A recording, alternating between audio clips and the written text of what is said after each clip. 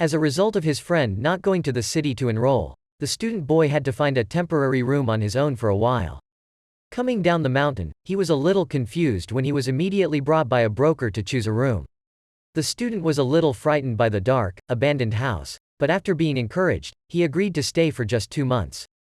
Since it was late, the broker allowed the student to go to bed first and work on the lease later. When the broker went outside, he leapt up joyfully, thinking that since the house had been unused for such a long time prior to that boy renting it, there was no longer any need to be concerned about the bounty. He turned and was about to leave, not realizing there was a gigantic hand behind him pushing him. In the meantime, the exhausted student crawled into bed and slept sweetly despite the presence of a weird creature at his bedside. The broker was awakened by Mrs. Long the following morning, and as he turned around, he was startled to see her standing close to his face. A police officer was already there, taking the broker's testimony. After telling the police everything, Mrs. Long raced toward the broker in a rage. She had warned him numerous times that the house had something unclean that shouldn't be rented to others, but he continued to disregard her advice, and as a consequence, the other student was killed. One person passed away, however, more bystanders than police arrived to look into it. It was rumored that the student had passed away after having a heart attack. A man was standing just behind the group of people at that moment, examining the building. He was unable to sense any chi or force, so he had to utilize a more powerful technique, his bronze needle ability. He was able to see every part of this structure thanks to this, but he still couldn't figure out where the demon spirit was hidden, which made him even more excited. As soon as a little child interrupted him, it startled him because he was deeply focused. The kid even assumed that the young man was a fan of Naruto, so he ended up teaching him a few moves. Bored, the young man leapt directly to the top of the structure to take a look. What he had just used was Taoism, not ninjutsu. Since receiving this case, he had visited the building 3 times without being able to locate the demon spirit's hiding place. Even his bronze needle expertise was ineffective in doing so, therefore, the only way to catch it was to destroy the building. But because there were so many people living in the building, he needed to find another way. The following day, the depressed broker sat in his office, unwilling to admit his wrongdoing. He reasoned that he had nothing to do with the deceased man's heart attack and questioned why they had made him go to the ward to make a report. At that point, an exceptionally attractive girl approached him and requested that he rent her that haunted room. Despite the broker's explanation that someone had died there the night before, she wasn't scared to use the excuse that she was a livestream idol who wanted to open the audience's eyes. The broker was left puzzled by this claim and wondered how people could make money today without giving a thought to their safety. However, because he needed to meet the KPI, he was not able to reject this bargain offer. The haunted room was thus successfully rented by that girl. The broker, who was a little frightened to enter the house, told her to go to the room's door, gave her the key, warned her to be cautious, and then departed right away. Ignoring the fact that someone had died in this room, she had to eat first. She ate happily, unaware that a hand was reaching out to grab her leg. She then recalled that she had stuff to do, so she rose and dashed to the bag to retrieve her idol's poster. She admitted that living here alone was a little scary, but it didn't matter because she already had her idol as a patron. She then affixed the poster to the door so that the idol might securely bless her, and another to the window to prevent demons from breaking in. As soon as she was done, the power went out, and the closet started making frightful noises. The girl started to sweat and grabbed the bag while yelling at the thing in the closet not to fear her because she had a weapon. Then, as she slowly made her way toward the closet, she opened the cabinet door to see a twinkle of light within. As the door slowly became visible, a long-haired sprite with a horrifying appearance crawled out of the closet. She didn't scream in fear since she was fearless, and she didn't hesitate to open the cabinet door. When it was time for the other sprite to arrive, she opened the bag in her hand. A bird flew out of the bag and sprinted into the cupboard, and she slammed the cabinet door shut. She ignored the somber screams coming from the cabinet, which begged her to open it to save it. After the cabinet door finally broke due to the force of the collision, she withdrew her hand, and the bird she had just freed fluttered back into the bag. This was a 4-clawed black chicken. As long as it was touched, the sprite would undoubtedly appear, despite its exceptional hiding skills. Now that the spirit in the closet had nowhere to go, the girl let it come out to meet her on its own. Angrily, it then came out and threatened to eat the girl. It appeared terrible to someone else, but not to her. She struck it in the mouth, sending it flying into the wall. She laughed, as she had expected, because she knew that this joke was only appropriate for kids. She was also certain that this sprite was low-level and that it mainly lacked any damage-dealing abilities and could only frighten people by taking on a monster appearance. That was why it couldn't see her disguise. Now that it was in front of her, there was no need for her to conceal herself. She reached out and introduced herself as Lu Tang City's champion of spirit capture as the skin started to be sucked into a ball. At first, Tang Ka believed that this demon spirit was a lewd spirit because of how well it could disguise itself. As a result, he had to pretend to be a girl in order to draw it out. However, he had no idea that it would be so weak. Tang Ka was astonished by this demon spirit's ability to conceal because even the bronze needle talent, which could see everything in the world, did not discover it. Yet, aside from hiding abilities, it had nothing to combat Tang Ka. With a bad feeling, the spirit wanted to hide and flee but was unable to do so since, as was previously said, if touched by a four-clawed black cock, hiding would no longer be an option. The sprite dashed to the door to flee but was captured by the poster. Beneath the poster was the charm Tang Ka had prepared in preparation to block its escape route. This spirit was also so feeble that after a brief jerk, it reverted to its original form and seemed to be a typical sprite. The spirit was now terrified and sat tucked in the corner, hiding from Tang Ka. Tang Ka drew near and snapped at its forehead, questioning why it had previously been so forceful but was now being so cowardly. Tang Ka also told the spirit directly that he could catch any spirit in the world. The spirit begged Tang Ka to spare it, stating it still had to wait for someone to return here and couldn't leave. Hearing this bewildered Tang Ka, compelling the sprite to tell the origin of the story. This sprite's clan had been on a mission when they accidentally stepped into the enemy's trap, which resulted in the death of the entire clan. This sprite was fortunate to escape, but its injuries prevented it from falling into a deep sleep. By the time it came, skyscrapers had appeared, and a blind old woman had found the sprite and was taking care of it like a cat. Nevertheless, one day she fell to the ground motionless and obviously unharmed. A few days later, someone arrived to take her away, but the spirit resolutely remained to wait for her to return. Because the spirit's story was too long, Tang Ka became bored listening to it and locked its throat before checking his phone to see what kind of spirit it was. The analysis's findings informed Tang Ka that this particular type of spirit had already gone extinct thousands of years prior and that its extinction had been caused by other spirits. Tang Ka lit up all his eyes, thinking that the mission this time only had 2,000 bounties. Therefore, it wasn't worth caring more about this extinct sort of sprite.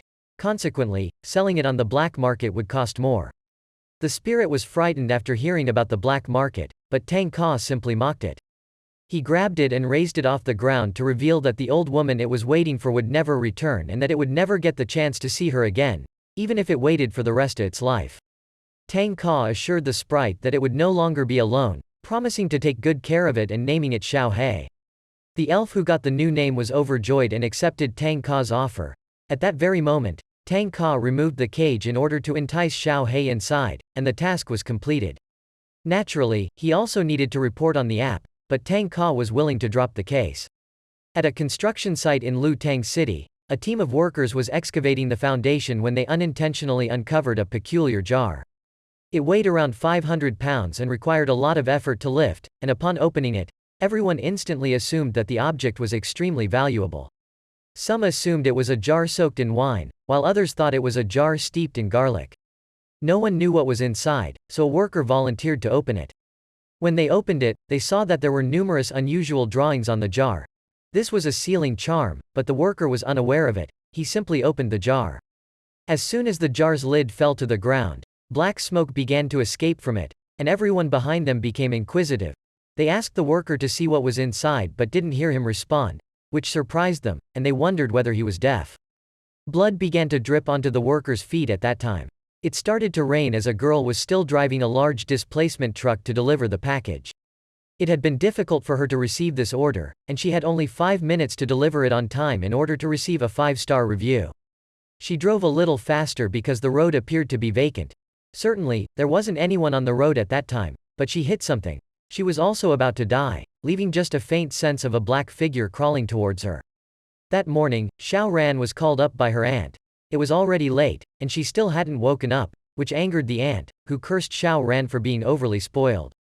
Her aunt questioned why she always rose late in the morning and returned home late at night, wondering if her parents hadn't taught her before.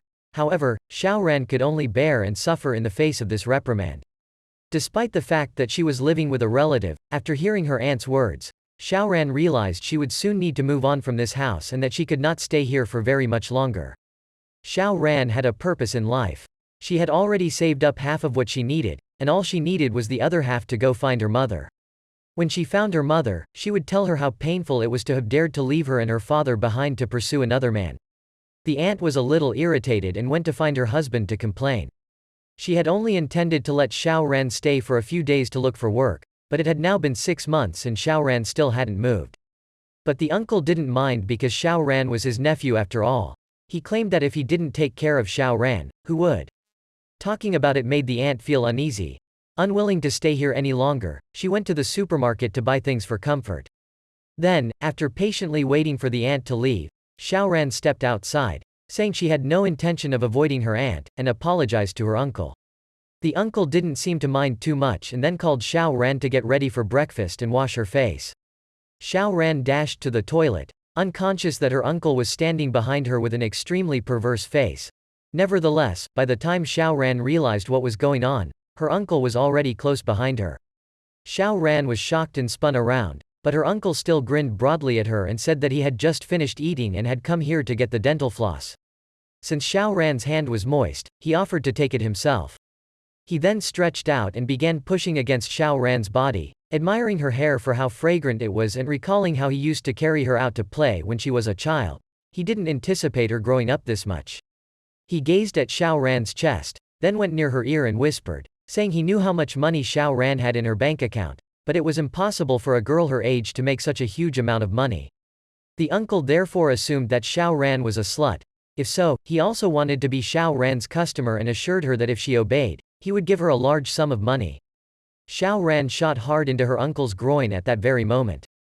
She had assumed that her uncle would be the last member of the family she had left, but she hadn't thought that he would just be a pervert. Now that she couldn't stay in this house any longer, Xiaoran returned to her room to get her belongings before leaving. Nevertheless, Xiaoran felt hungry when she arrived outside and thought that she should have eaten breakfast before leaving. Though seeing everyone's families gathered joyfully made Xiaoran feel a little sad, she quickly overcame her sadness by reminding herself that she needed to earn enough money and that her goal for the day was 1,000 yuan.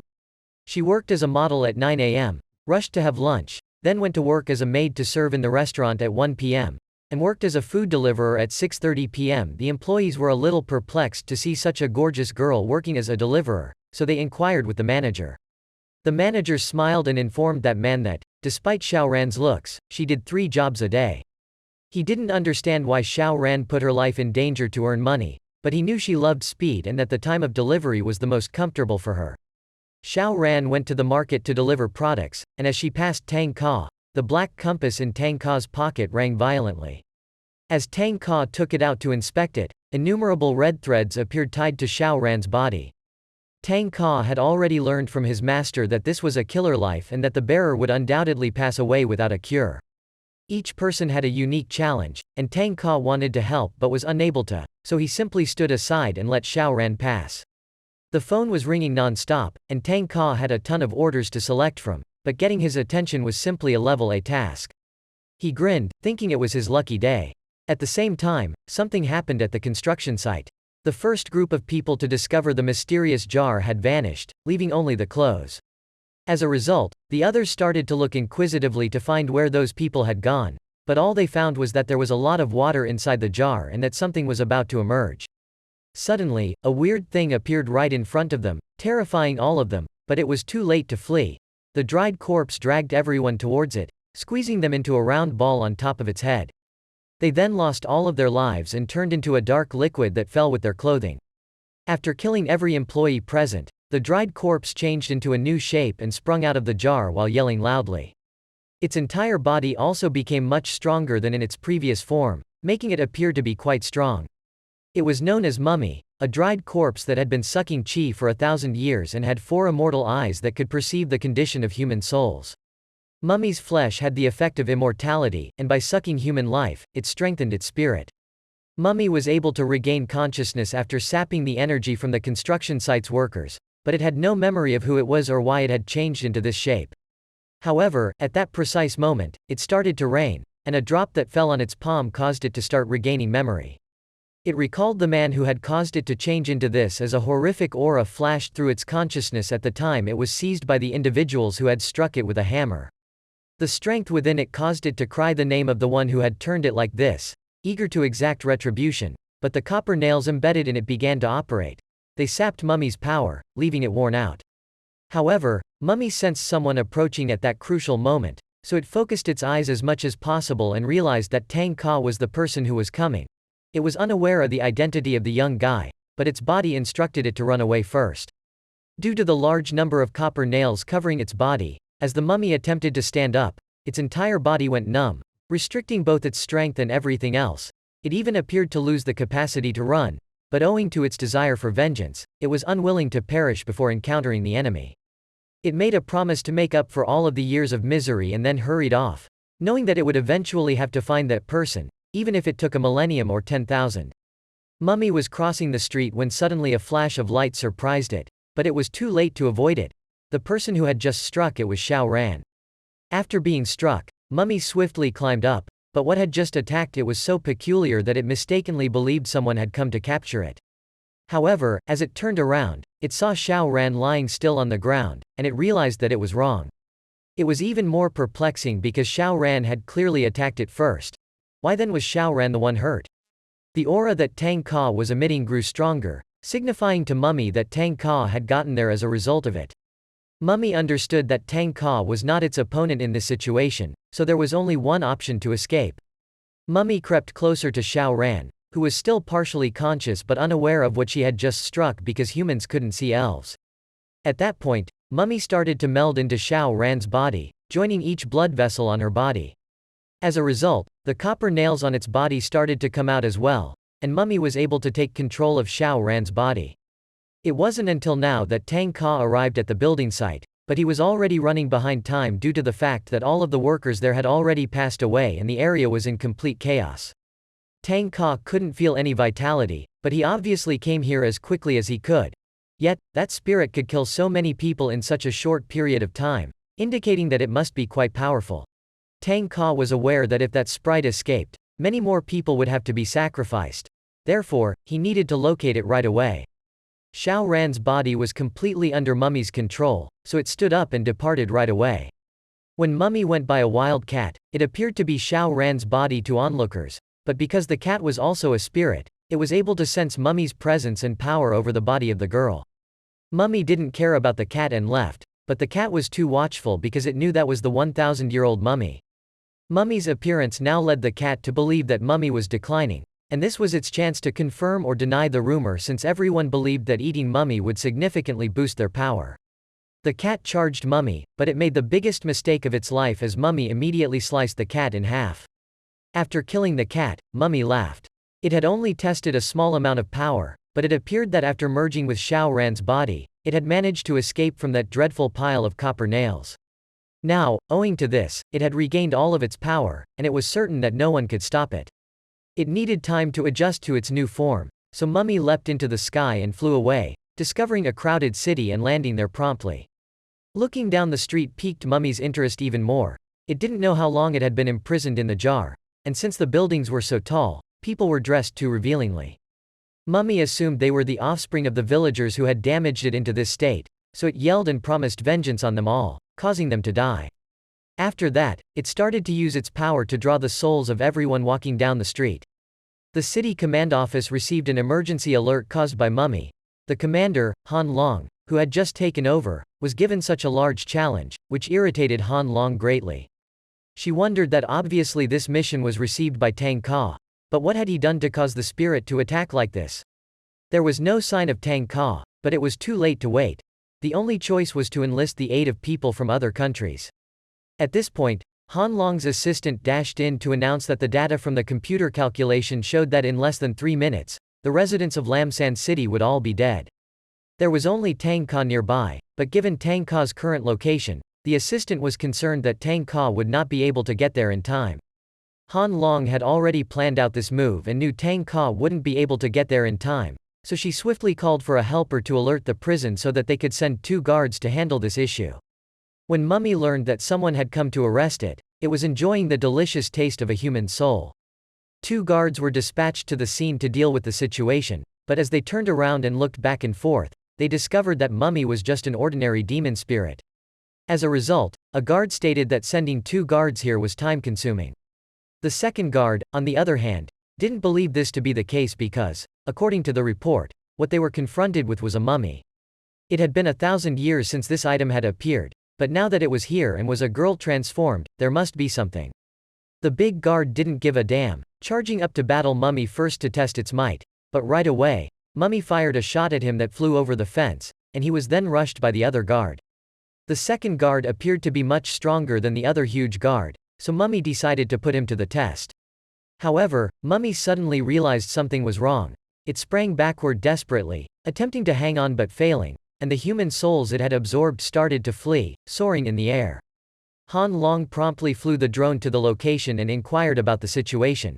Nevertheless, the guards could see that Mummy's release of the human souls was not their doing. The problem was getting worse because there was no way for the souls to return to their former bodies without killing Mummy. Nevertheless, Mummy had used its abilities to surround itself with a strong wall. There was no way to eliminate it in a short time, and the longer it continued, the more difficult it was for the spirits to return to their original bodies. Han Long paled, wondering whether there was any anyway. Exile was the only option, which astonished Han Long and her assistant. The assistant had already heard this, so possibly the guard was alluding to the fabled heavenly seal. The assistant had previously heard from a coworker that in the headquarters was a highly mysterious billion-dollar gem locked with many strong caveman spirits, allowing the human species to develop to this level of strength. The usage of the Holy Seal, however, was the most important issue at the headquarters. Commander Han Long needed to request authorization from her superiors, but there wasn't much time left, so she didn't care and hurriedly urged the guards to exile Mummy. Han Long did not care that she had not sought approval from her superiors. To her, human lives were more important, and she would be responsible for carrying out all of the duties. After reconfirming with Commander Han Long, the guard began to shut the opening of the Third World Gate. Meanwhile, Tang Ka was still fast returning, strolling while clutching a compass. Tang Ka recently learned that there was another corpse at the construction site, which coincided with the locations he was given. This coincidence was so bizarre that Tang Ka was unsure of what the heck was going on. When a huge head started to form in the sky, it sucked Mummy up on it directly. Tang Ka followed the threads to find that they were linked to the other demon spirit. Tang Ka regretted this, thinking how strong that spirit must be to be exiled in such a way. It was tough for him to receive such a good deal, but he had missed it. Only then did he begin to focus on the sprite's body. As Tang Ka watched the shadow of the sprite's back rise, he became very familiar with it. Surely he had encountered it somewhere. After struggling to recall his thoughts for a while, Tang Ka realized that this was the girl he had passed in the market. Tang Ka was perplexed as to how the hell she had been sent into exile. Xiao Ran did indeed have a demon spirit inside her body, as Tang Ka discovered after following her rapidly and using the bronze needle skill to gaze over at her for a moment. However, this was because the other demon spirit had merged into Xiao Ran's body to transform her into this shape, proving that Xiao Ran was still half human, merely having the demon spirit take over. Tang Ka brightened his eyes and hurried to the Heavenly Seal domain's entrance, thinking that this was rapidly becoming much more intriguing and that this was a unique opportunity in his life. In fact, he had been wanting to join the Heavenly Seal to play for a very long time. Then Tang Ka dashed right inside the Holy Seal domain, startling the 2 guards, who felt that this guy was crazy for daring to rush into it. Han Long and her assistant also witnessed this scene. According to Han Long, the secret technique that the guard had just employed was just to exile the guilty soul, and there was no turning back. Thus, no maniac had ever ventured to go in there before, but Tang Ka was insane since he dared to go in there to play. Han Long yelled violently and swore that even if Tang Ka returned safely, she would personally kill him. Han Long was enraged, and she stated that Tang Ka, although extremely powerful, would always do his own thing. Inside the Third World Celestial Seal domain, this evil spirit named Thunderclap discovered that the portal to the Heavenly Seal domain had been opened. It had been waiting for this day for a long time. Since it had been imprisoned in the Heavenly Seal domain for a whole year, it had hunted at least 3 spirit demons every day in order to train its body. Today was its chance to evaluate the effects of that cultivation. Thunderclap flew directly up in front of the gate, wanting to leave first before looking for the old man who had locked it in. However, that was an impossible aim since before it could get to the gate, it was scorched by the boundary until it had only one eye left. Thunderclap could still resurrect, nevertheless, given its unique ability, as long as a complete part was present. The destructive power of the heavenly seal realm was extremely strong. Thunderclap knew that it couldn't get out for the time being, so it gave up the idea immediately, went back to cultivation, and swore that one day it would be the first spirit to get out of this place. Tang Ka was passing through the heavenly seal domain at the same time, and Thunderclap's eyes met Tang Ka's face. Thinking it was a bug, Tang Ka smashed it right away. Thunderclap was officially dead, and there was no opportunity for it to regenerate. Tang Ka landed successfully, but he didn't see the girl. Instead, a fat spirit had already arrived to get Tang Ka. It had been a long time since it had devoured human flesh. Meanwhile, Xiaoran awoke at another location. She was startled to wake up, still fearful of being late for the delivery, but when she saw the surroundings, she was perplexed as to where she was. Then she remembered hitting something previously, but there were no injuries on her body. Xiaoran was so preoccupied with it that she didn't realize the danger was right next to her. Tang Ka smacked the fat spirit in the head, turning it into his mount to find Xiaoran. After hearing Tang Ka's story, the fat spirit assumed that Xiaoran had already been eaten by a spirit because they were hunted by a group of demon spirits, so how could Xiaoran escape? Tang Ka just smiled. He wasn't afraid of anything because the demon spirits were too weak for him to notice. The sprite sneaked up behind Xiaoran and struck her. She was about to die, but how the hell did Xiaoran's body move to help her avoid the attack? This startled Xiaoran, who quickly turned around to see a spirit. When she realized it was about to devour her, she hurriedly fled, but how could a human escape? The sprite jumped in front of Xiaoran, revealing the specks of light behind it, and Xiaoran immediately sank to her knees. Xiaoran began to relive her memories of the first time she cried and was coaxed by her loving parents. Her parents loved her so much, and that was the happiest time of her life. Being adored by loving parents and having a wonderful family, nothing was more important. But that was only until Xiaoran had to cry for the second time in her life when her father unexpectedly became very ill. At that point, Xiaoran's mother did everything she could to raise money to cover her father's medical expenses, while Xiaoran stayed in the hospital to take care of her father. After 3 years, Xiaoran's father's illness had progressively improved, and her mother no longer needed to endure suffering. At that point, Xiaoran stopped crying to demonstrate that she had matured into a strong support for them. But the good times didn't last long, and her strong, smiling mother stopped laughing altogether. The next time Xiaoran saw her mother smile, it was when she was with another guy, and her mother took her along so she wouldn't have to suffer any longer. Of course, Xiaoran didn't agree, but her mother still left them behind to marry another man. 2 years later, her father passed away, making Xiaoran an actual orphan. Fortunately, her father was a good man with many brothers. They temporarily adopted Xiaoran, but they weren't as good as she believed. As soon as they decided they had done enough raising Xiaoran and didn't want to continue, they took her back to her mother.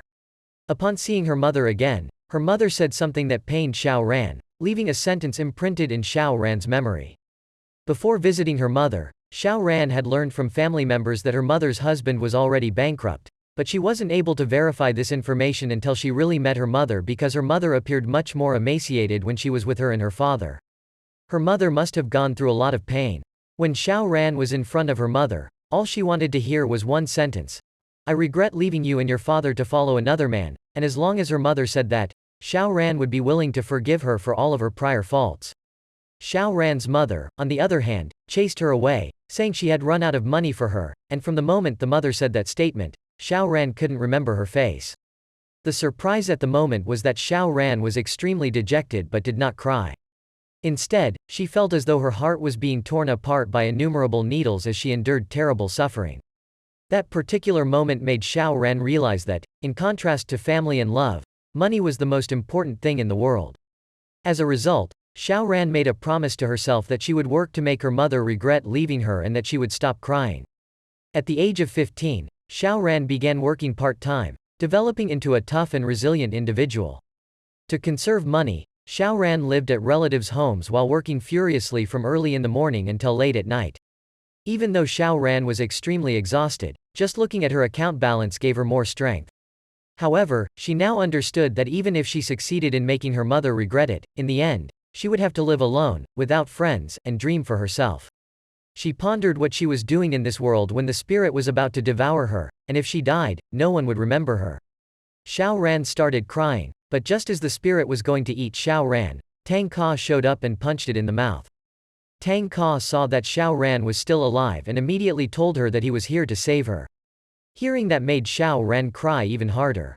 Tang Ka didn't know how to comfort his daughter and didn't know why she was crying. The fat demon spirit took advantage of Tang Ka's attention and immediately bubbled up. At this time, Tang Ka discovered that the entrance to the heavenly seal was narrowing. The fat demon spirit that wanted to hide in the saddle was still held back by Tang Ka, asking how long it would take for the entrance to completely close. According to the fat demon spirit's understanding, after about half a cup of tea, the entrance would close. Just half a cup of tea, Tang Ka smirked. That's still enough time for him to have a little fun. At this time, the demon spirit that attacked Xiao Ran stood up and turned its back to Tang Ka. The fat demon spirit immediately covered its eyes. Those patterns had a hypnotic effect.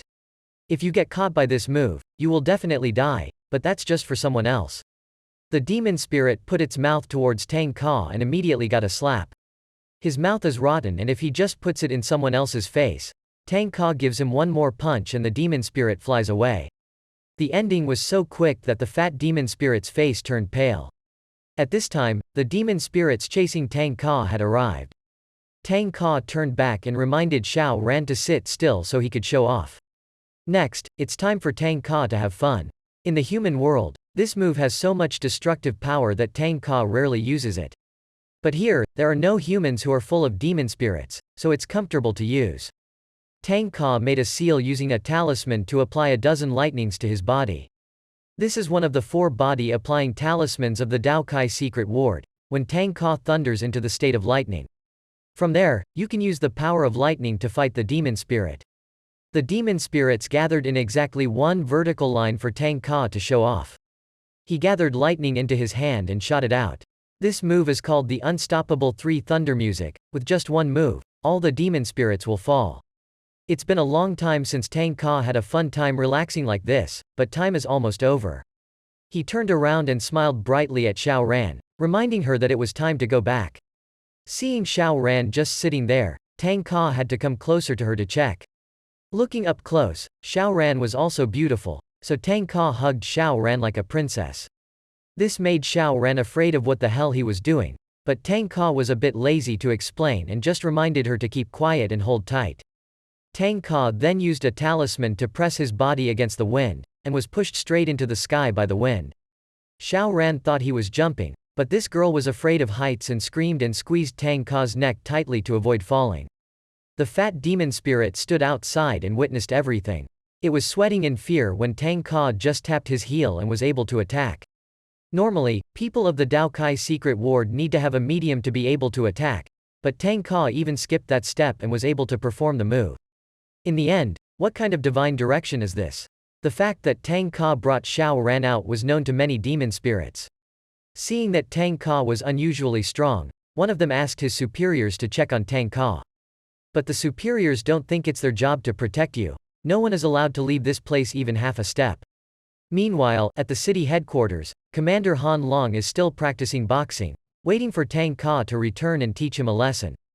Tang Ka took Xiao Ran out of the Heavenly Seal entrance, and he was about to be suffocated by Xiao Ran. Right now Xiao Ran felt something was wrong. It seemed like she was about to have her body possessed by the demon spirit mummy. Just as Tang Ka escaped, the entrance to the Heavenly Seal also closed and disappeared. Tang Ka brought Xiao Ran down in front of the 2 guards. This made the fat guard very angry. They spent so much effort to exile this demon spirit, but Tang Ka brought it back here. Tang Ka was so annoyed that he had just helped them with a big thing, and then turned around and blamed him. At this time, the mummy began to take over Xiao Ran's body. Tang Ka saw that with just one pat, he was able to control it immediately. This startled the guards. It took them a lot of strength to control this demon spirit. Yet Tang Ka only needed one slap on the ear and it was over. Tang Ka brought Xiao Ran's face closer for the 2 guards to see, proving to them that she was a human and not a demon spirit. The 2 guards also had to accept that just now they were demon spirits, but now they were just humans and it didn't matter anymore. This is a human matter they will not interfere with, and then return together. No matter what, they were very impressed with Tang Ka, when he discovered that Xiao Ran was still human.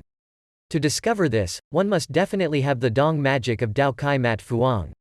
At such a young age, one can already cultivate the Dong Min Dong. Surely this kid's background is not simple. As soon as the two security guards left, Ms. Long's drone arrived, shouting loudly in Tang Ka's ear for him to shoot her and hastily wait 3 minutes to take Xiao Ran back to headquarters.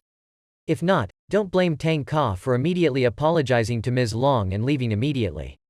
Xiao Ran was taken to the city's headquarters for doctors to examine her. Except for Xiao Ran's brainwaves being a bit abnormal, her body was completely stable and nothing was affected. While the headquarters searched Xiao Ran, they also checked all the souls of the people. Most of them have already returned to their bodies. Fortunately, this demon spirit was dealt with in time, otherwise the casualties would have exceeded controllable levels. However, at the construction site where the demon spirit escaped, no workers could escape. There were more than 100 people dead in that area. After hearing the report, Ms. Long immediately grabbed Tang Ka's neck and questioned her. He was the one who accepted this mission, yet he let more than 100 people die. Tang Ka tried to explain that he had tried his best, which made Ms. Long calm down a bit. It is also true that if this mission was not accepted by Tang Ka, the consequences would have been much greater than this. Tang Ka recounted how when he received the mission, he rushed to the construction site as fast as he could. But when they arrived there was only a mess left. It seemed that the demon spirit knew Tang Ka was coming so it ran away. On the way, he bumped into Xiao Ran, so he entered her body. After that, Tang Ka accused the two guards. With their level, how could they not have discovered that Xiao Ran was still half human? Luckily he had the golden dong, otherwise she would have stayed in the heavenly seal session. Now there's only one more thing to worry about, after all, that girl is a demonic person. The doctors in the room were trying to take Xiao Ran's blood. They used the largest syringes but couldn't even penetrate her skin. So they had to use forceful measures to pull out the drill to try to get blood. After getting the blood, they turned on the monitor for Commander Long and Tang Ka to observe. Everything is identical to normal human blood, but at this moment the abnormality appears. The microscope was exploded by Xiao Ran's blood. Just one drop of blood can be so powerful, but the doctors have already given Xiao Ran a general examination. Now they don't know whether to consider Xiao Ran a human or a demon. They can only wait until Xiao Ran wakes up.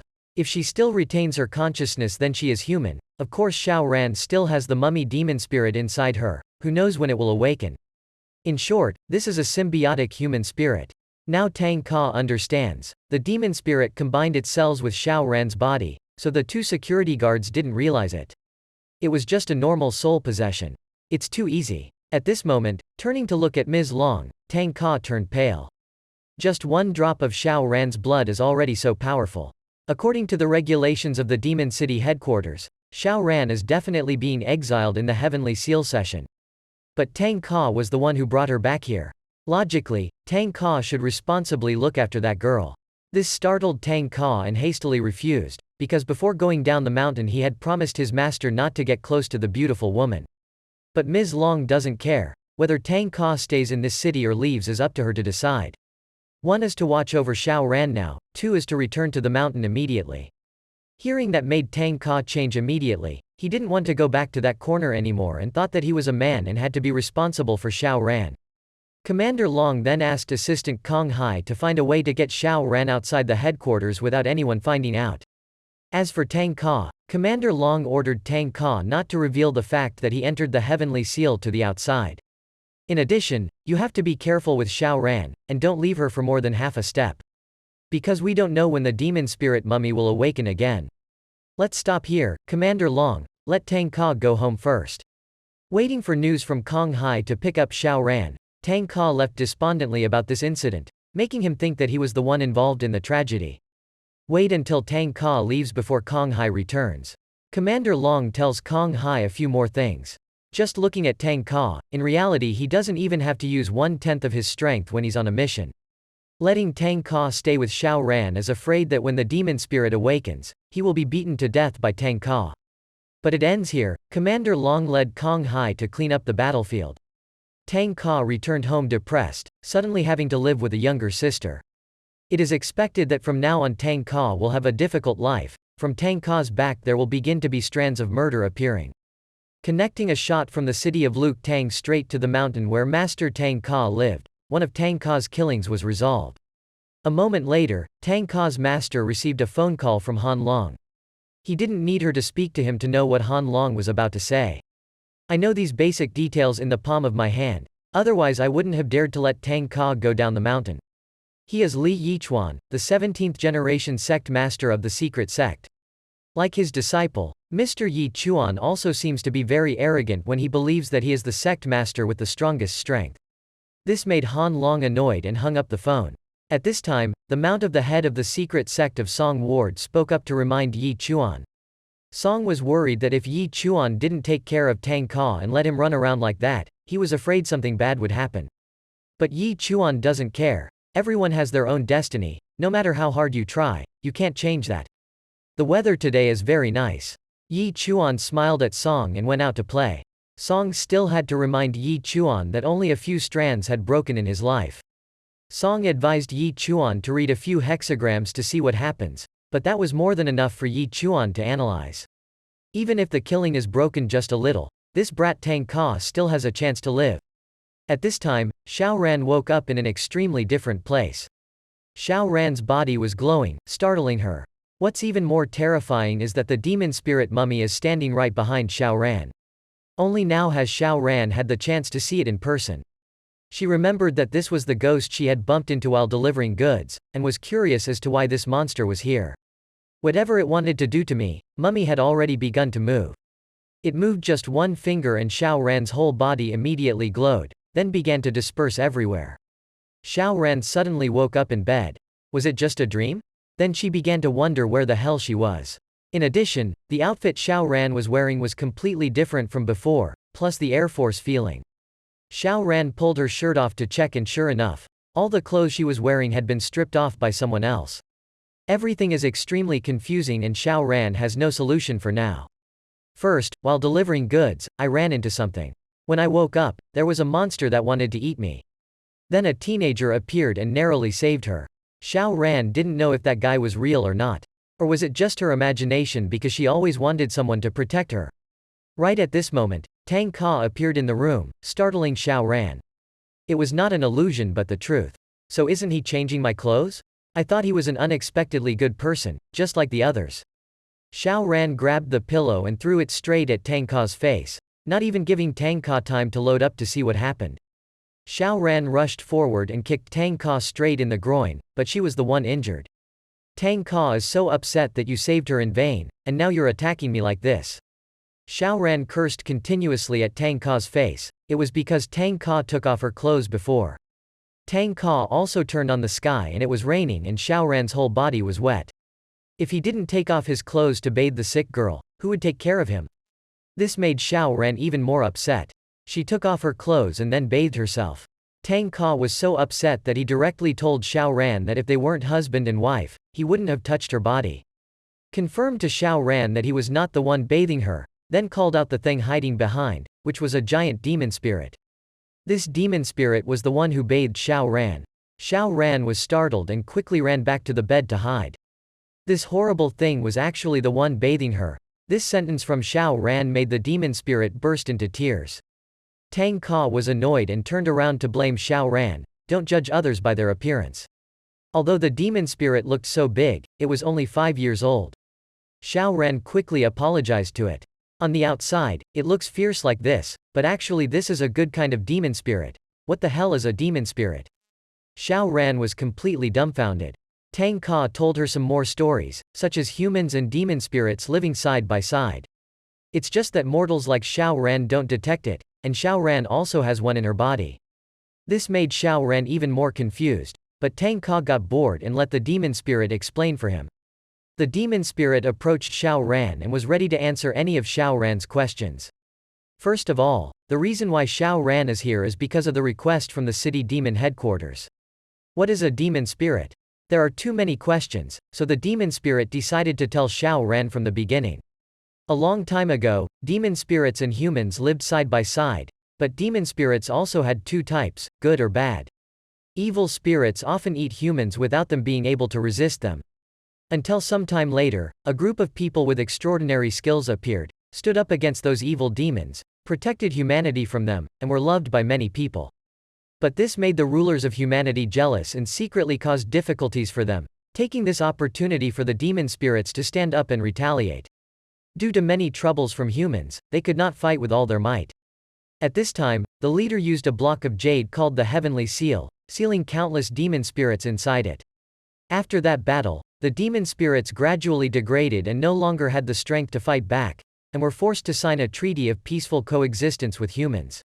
From then on, Demon City was established to control demon spirits. A brief summary is like that. Xiao Ran was still a little confused about what the demon spirit was inside her. The big demon spirit didn't know about this. Let Tang Ka explain. Tang Ka approached Xiao Ran. She knew that was enough, it was time to do important work. Seeing Tang Ka approaching him made Xiao Ran feel a bit scared, forcing him to state his purpose and not do as Tang Ka requested.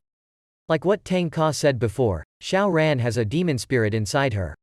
And its demon spirit is gradually becoming stronger. Now if Xiao Ran goes to sleep or is not alert even for a moment, the demon spirit will immediately take control of her body. Xiao Ran was a little scared when she heard that.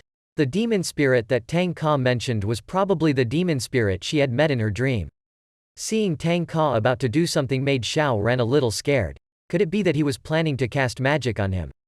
Tang Ka didn't want to explain too much. This was the first time he used this move. Xiao Ran would be the perfect test subject. Tang Ka clasped his hands and placed them on Xiao Ra's forehead. Xiao Ran immediately fainted. Tang Ka also fainted immediately. Xiao Ran suddenly woke up in the strange space that she had seen just now. Tang Ka stood right next to Xiao Ran, letting her know that this was her spiritual world. The move Tang Ka used just now is called the solo technique, allowing him to penetrate the mental world of others. Things are very serious. Xiao Ran's conscious body is gradually disintegrating. There were countless spots of light flying into the sky. That was Xiao Ran's consciousness. When it disappeared, Xiao Ran officially died. Her body will belong to that demon spirit mummy, but now that Tang Ka is here, there's no need to worry anymore. Tang Ka walked straight towards the demon spirit. This was the first time Tang Ka fought with his consciousness. Just thinking about it makes me feel interesting. Looking at the mummy, Tang Ka confirmed that it seemed like it had regained its consciousness until it was time to move its arms and legs a bit. The demon spirit mummy woke up and realized that it turned out that Tang Ka was the one who had been chasing it recently. Even though it was only the spiritual world, it could feel it. This is the truth, that this demon spirit talked too much, making Tang Ka angry, urging it to quickly attack him. The more he urged the demon spirit, the angrier he became and screamed, thinking that it was the enemy Bowen who sent Tang Ka here to capture it, but Tang Ka didn't understand anything. Right now, Mummy threw a kick into Tang Ka's mouth, followed by another punch as he was about to rush up. After giving him a few more blows, he suddenly realized the danger, retreated immediately, and with just 2 blows, he felt that Tang Ka was extremely strong. The most taboo thing about fighting is hitting Tang Ka in the face. Tang Ka was so upset. The more she looked at it, the more confused Mummy became. No matter how you look at it, Tang Ka just looks like a normal person, but Tang Ka's whole body radiates a murderous aura that makes him afraid. Tang Ka took a defensive stance, as expected of an S-class disaster monster. It can hurt you, but your strength is only that much and it's still far behind you. Mummy knew that he was not Tang Ka's opponent, so he played bad cards. It seemed like Tang Ka had forgotten that this was his conscious world. In here, he was the god who sent a copy behind him to immediately control Tang Ka. He was very confident in this doll of his. Even if Tang Ka is strong, it cannot destroy that doll, and that's not all, it can also create countless copies. With a snap of his fingers, an entire army of mummies will surround it to protect it. With such a large number, Tang Ka has no chance of turning it back. Now it's time for it to counterattack. The demon spirit kindly reminded Tang Ka not to underestimate these clones. Even though they are copies, their speed and strength are not inferior to the main body. Maybe outside in the real world, Tang Ka chases it and Mummy has to run, but in here it is confident that Tang Ka cannot defeat it. Then he sent an army of clones to attack Tang Ka. Tang Ka's face was completely blank. This trivial thing still wants to kill him. Tang Ka escaped the clone controlling him in just 1 moment, then turned himself into a giant. This is Tang Ka's true self. Just now he was just giving it a little acting space, but he didn't expect it to be this cocky. It really took too much time, but I thought I could get a good match, but Tang Ka lamented. Sensing the danger, Mummy quickly let the clone return. The whole group ran like ducks, but at this point it was too late. With Tang Ka's giant body, he only needed to fall down and his army of clones would die. Tang Ka lay down and lamented this demon spirit. The S-class demon spirit was truly too weak. If it was that confident, he would show it what true strength was. Tang Ka snapped his fingers and hit Mummy straight in the face. Her face was beaten to pieces by Tang Ka. But in just a moment he recovered, and at this moment Tang Ka noticed the name Bowen that Mummy had mentioned. Bowen must have been an enemy when Mummy was alive that made him look like this, but there's no need to worry about other people's business at all. It was enough to beat Mummy to this point. Xiao Ran's consciousness had also returned. Tang Ka reminds Xiao Ran to quickly create a vase or something to seal Mummy away. Since this is Xiao Ran's mental world, only she can do it. Xiao Ran thought for too long, making Tang Ka angry, urging her to hurry up. Otherwise, if the other mummy woke up, it would be a waste of work for her. Xiao Ran finally finished thinking. It wasn't a vase or a jar. Xiao Ran created a lipstick to seal the demon spirit's consciousness. After finishing work, both of them escaped. At this time, Xiao Ran saw a piece of Mummy's memory. It was pouring rain and Mummy's whole body ached. Then a man walked up to apologize, calling her Su Yi Xiao. Xiao Ran suddenly woke up and wondered who Su Yi Xiao was. Seeing Tang Ka sticking close to her face made Xiao Ran scream in fear. Tang Ka did this to check to see if Xiao Ran was okay, when he woke up a long time ago and didn't see Xiao Ran wake up. I thought that the demon spirit was still not completely controlled, but now that was enough of a check. Confirming that the demon spirit mummy has been sealed, there is no need to worry about it taking over Xiao Ran's body for the time being. What's wrong with the seal? Isn't it still in my body? Xiao Ran was afraid and asked Tang Ka to take it out of her body. Tang Ka also accepted this. He also did not understand why that demon spirit entered Xiao Ran's body. First causing chaos at the construction site, now entering Xiao Ran's body to avoid responsibility. Because Xiao Ran is half human, half demon, the city lover still doesn't know how to handle this case. So while they think of a solution, Xiao Ran must stay here and not leave. This made Xiao Ran fiercely refuse. She could not stay at the house of someone she did not know. Moreover, Tang Ka is still her son and she is afraid that he has bad intentions towards her. Tang Ka didn't care and left, just reminding Xiao Ran that she still had that demon spirit inside her. If you're close to him, he'll protect you well, if not, it's the opposite. Master Tang Ka taught not to make things difficult for women, so the decision rested with Xiao Ran. So that night, Xiao Ran had to agree to sleep here. It was a good idea to leave now. She has nowhere to go, after all. Tang Ka saved her, so it's okay to trust him a little. I don't know if it was because Xiao Ran herself was too tired, but sleeping here she felt strangely comfortable. Xiao Ran fell into a deep sleep without realizing that something had emerged from under the blanket. The next day Xiao Ran suddenly woke up, when the sun had already risen to the top of her head. She thought everything that happened yesterday was just a dream, but now she had to accept the truth.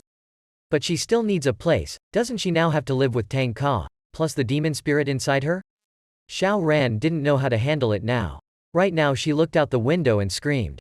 Hearing a loud noise caused the big demon spirit and Tang Ka to come check, but it was early in the morning and they were already screaming deafeningly. Entering the room, I saw Xiao Ran staring at the window. So many things happened last night that Xiao Ran didn't pay much attention to this room. She didn't expect the view of the city from here to be this beautiful. Xiao Ran gradually realized that the place she was standing was the tallest building in the city. Xiao Ran patted her face a few times to see if it was a dream, because the tallest building in the city was the most massive structure in this Green Tang city. To describe its enormity through words seems impossible, even though it is located in the middle of the city center. That's why renting a room is extremely expensive. The higher you go, the more expensive it gets, and yet you're standing on such a high floor. It's true that I'm dreaming. Tang Ka also doesn't understand what the hell is wrong with this girl, screaming so early in the morning and then standing there muttering to herself like this. At this time, the big demon spirit discovered that Xiao Ran had a tail. He mentioned it, making Xiao Ran notice how the hell he had grown such a scary tail. Xiao Ran felt terrible while Tang Ka and the big demon spirit felt cool. Suddenly the tail rushed forward to attack Tang Ka. Tang Ka lightly sidestepped the tail to continue attacking him. Tang Ka rushed straight in front of Xiao Ran and then dodged to the side. The tail was still able to stop before hitting Xiao Ran's face. Next, Tang Ka taught Xiao Ran how to control the tail. It was quite sharp and Xiao Ran could use it very skillfully. Xiao Ran herself didn't believe in this anymore. Tang Ka's eyes lit up when she saw it.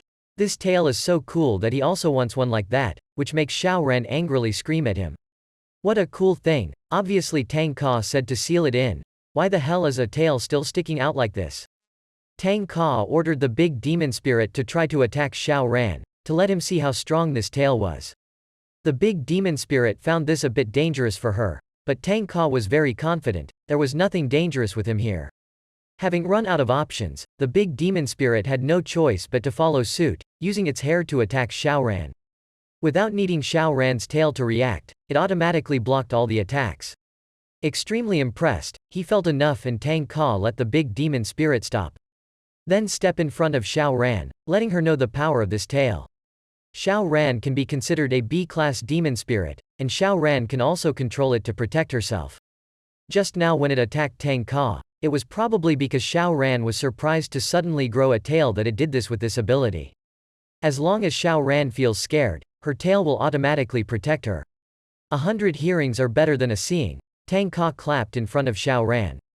The loud noise startled her. Immediately the tail rushed forward to attack Tang Ka just as he predicted. Tang Ka himself didn't expect it after sealing that demon spirit. Xiao Ran can use its ability, but Xiao Ran doesn't like suddenly growing a tail like this. On the street, people will call her a monster. Seeing that she doesn't seem to like Tang Ka teaching Xiao Ran how to retract her tail. Just coming here, Tang Ka reminded Xiao Ran to stay home so he could go to work. When Xiao Ran asked to go with him, of course Tang Ka refused. Hunting demon spirits is not a simple matter. Right now there was news about Tang Ka picking up his phone to read it and his face turned pale. It was a message from Commander Long. The Demon City organization decided that from today on, Tang Ka no longer needs to go to work. Just stay home and take care of that monster girl. Tang Ka cried loudly. He never thought he would be fired like this. Seeing this, Xiao Ran stepped forward and found a way to help Tang Ka, which made Tang Ka very uncomfortable. What can an ordinary girl with flesh and blood eyes do to help you? There was no need for Tang Ka to explain. Xiao Ran also knew and organized for him to rest to look after her. If Tang Ka can't work for the organization, he can take a private job. The idea was so good that Tang Ka agreed immediately. Xiao Ran claimed to be Tang Ka's manager. The money was divided into Tang Ka 7 and she only received 3 parts. Only now did they officially introduce themselves to each other. Tang Ka didn't expect much, just hoped Xiao Ran wouldn't cause trouble for her. Before going to work, Tang Ka still had to remind Xiao Ran again that catching demon spirits is a very dangerous thing. It's not like other jobs where Xiao Ran herself, at any time, has the chance to die. Even Xiao Ran with that tail may not be able to save her. That's just for Lao Ran, but for Tang Ka it's just a game. Well, with you here, Tang Ka is confident that no one can touch Xiao Ran. Staying at home is boring. If Xiao Ran can do her job well, then it won't be a problem for her to follow. Meanwhile, on the outskirts of the city is a very dense forest. In this forest there is a house that has been abandoned for a long time. A group of children came here to explore. The group brought a new friend here to give him a challenge that the group would go into an abandoned building to hide. If he can find them all, they will officially admit him to the group. Counting from 1 to 100, the boy did not hesitate to enter the abandoned building without knowing that his group of friends were tricking him. This group of friends was very rude and tricked that boy into the abandoned house, while they stood outside and watched. That house is very scary, so I'm sure that boy will be very scared, then leisurely leave. This makes the guy wearing glasses a little scared. Is it okay to just leave him like that? As for the fat guy in the group, he doesn't care at all. The road they were taking was the only way back to the city, and since that boy had been led just now, he would definitely know the way back. This fat guy intentionally did this to take revenge on that boy, because that boy's father is one of the 4 largest corporations in Luktang City. That boy's father was the one who expelled the fat boy's family company. That's why the fat boy didn't want to be friends with that boy. The other boy didn't know he was being tricked, so he just entered the abandoned building. As he walked, he begged his friends to suddenly jump out to trick him. At this moment, he caught a glimpse of a figure in the distance. But this figure looked a bit strange. This scared the boy. Before he could turn around, that person rushed forward and forced him to leave this place. He was so scared that he screamed and turned around and ran for his life. Right at this moment, the boy encountered a strange monster. Meanwhile, Tang Ka is still sitting at home playing games, claiming to work privately but playing video games all day and still hasn't seen any orders. Xiao Ran is still working hard. To get a private job, it's not easy. You need to set up a website to reach customers to receive applications. At this time, the doorbell rang but Tang Ka ignored it, which surprised Xiao Ran. It seemed like Tang Ka didn't consider her an outsider in this house at all. Xiao Ran ran to open the door, a bit surprised when appearing in front of her was a woman, with an extremely well-proportioned figure. Xiao Ran stood still a bit, curious as to who this girl was. It wasn't until she spoke that Xiao Ran suddenly realized. Isn't this the 5-year-old demon child? They've been living together but they still forgot to introduce themselves. The big demon spirit introduces himself as Yaya and hopes that from now on he can live peacefully with Xiao Ran. Xiao Ran was so dumbfounded that she couldn't believe it. How the hell did a big demon spirit turn into such a beautiful woman? Seeing Xiao Ran like that, Yaya immediately burst out laughing. In fact, this is just a human skin for Yaya to put on to easily integrate into the human world.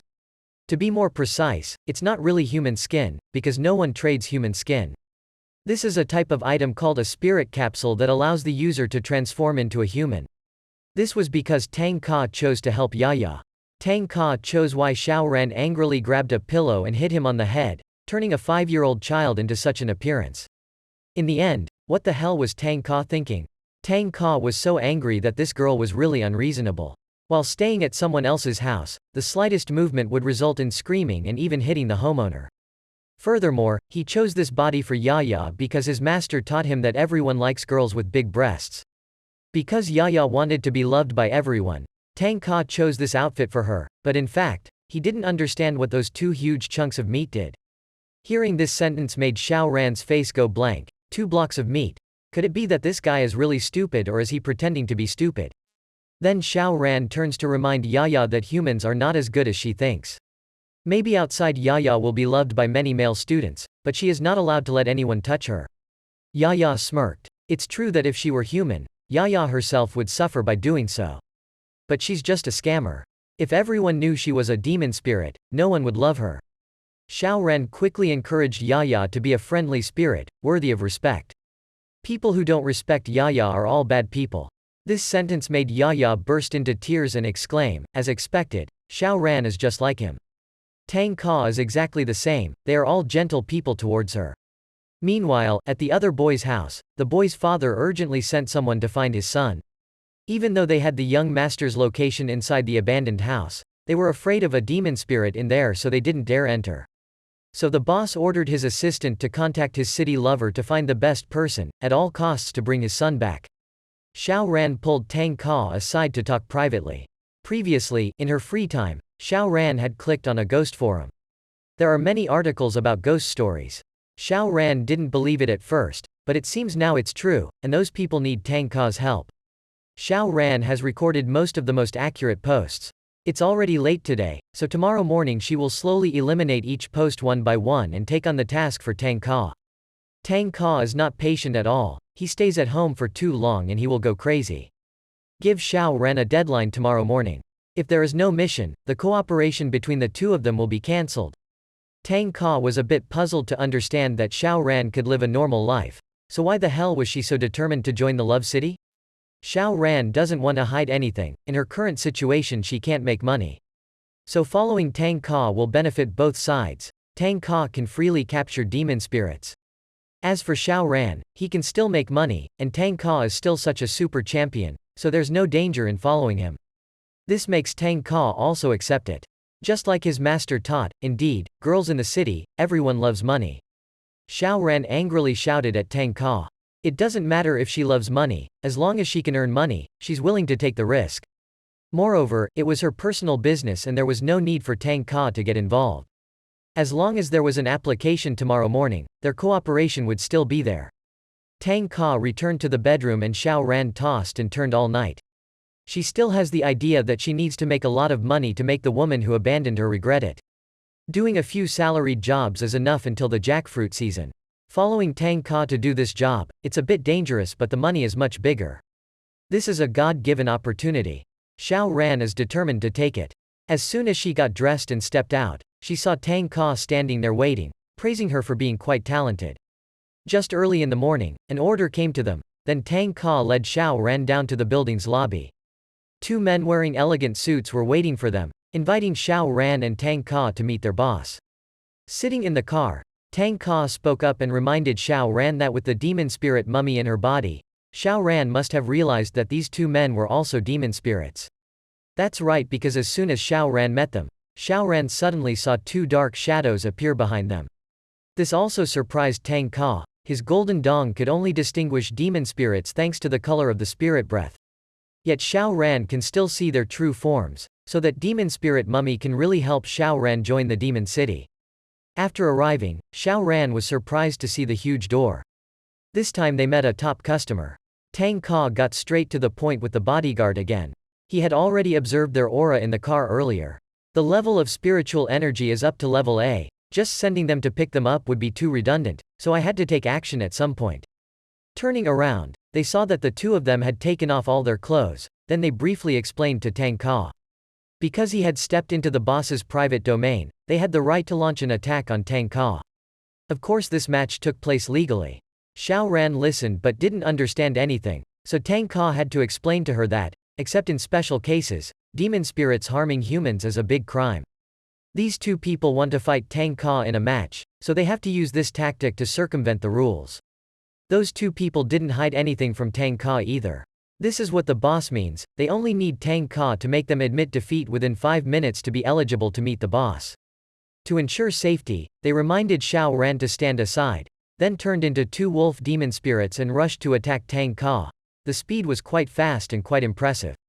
Tang Ka jumped into the sky to avoid it, but the two of them rushed forward very quickly.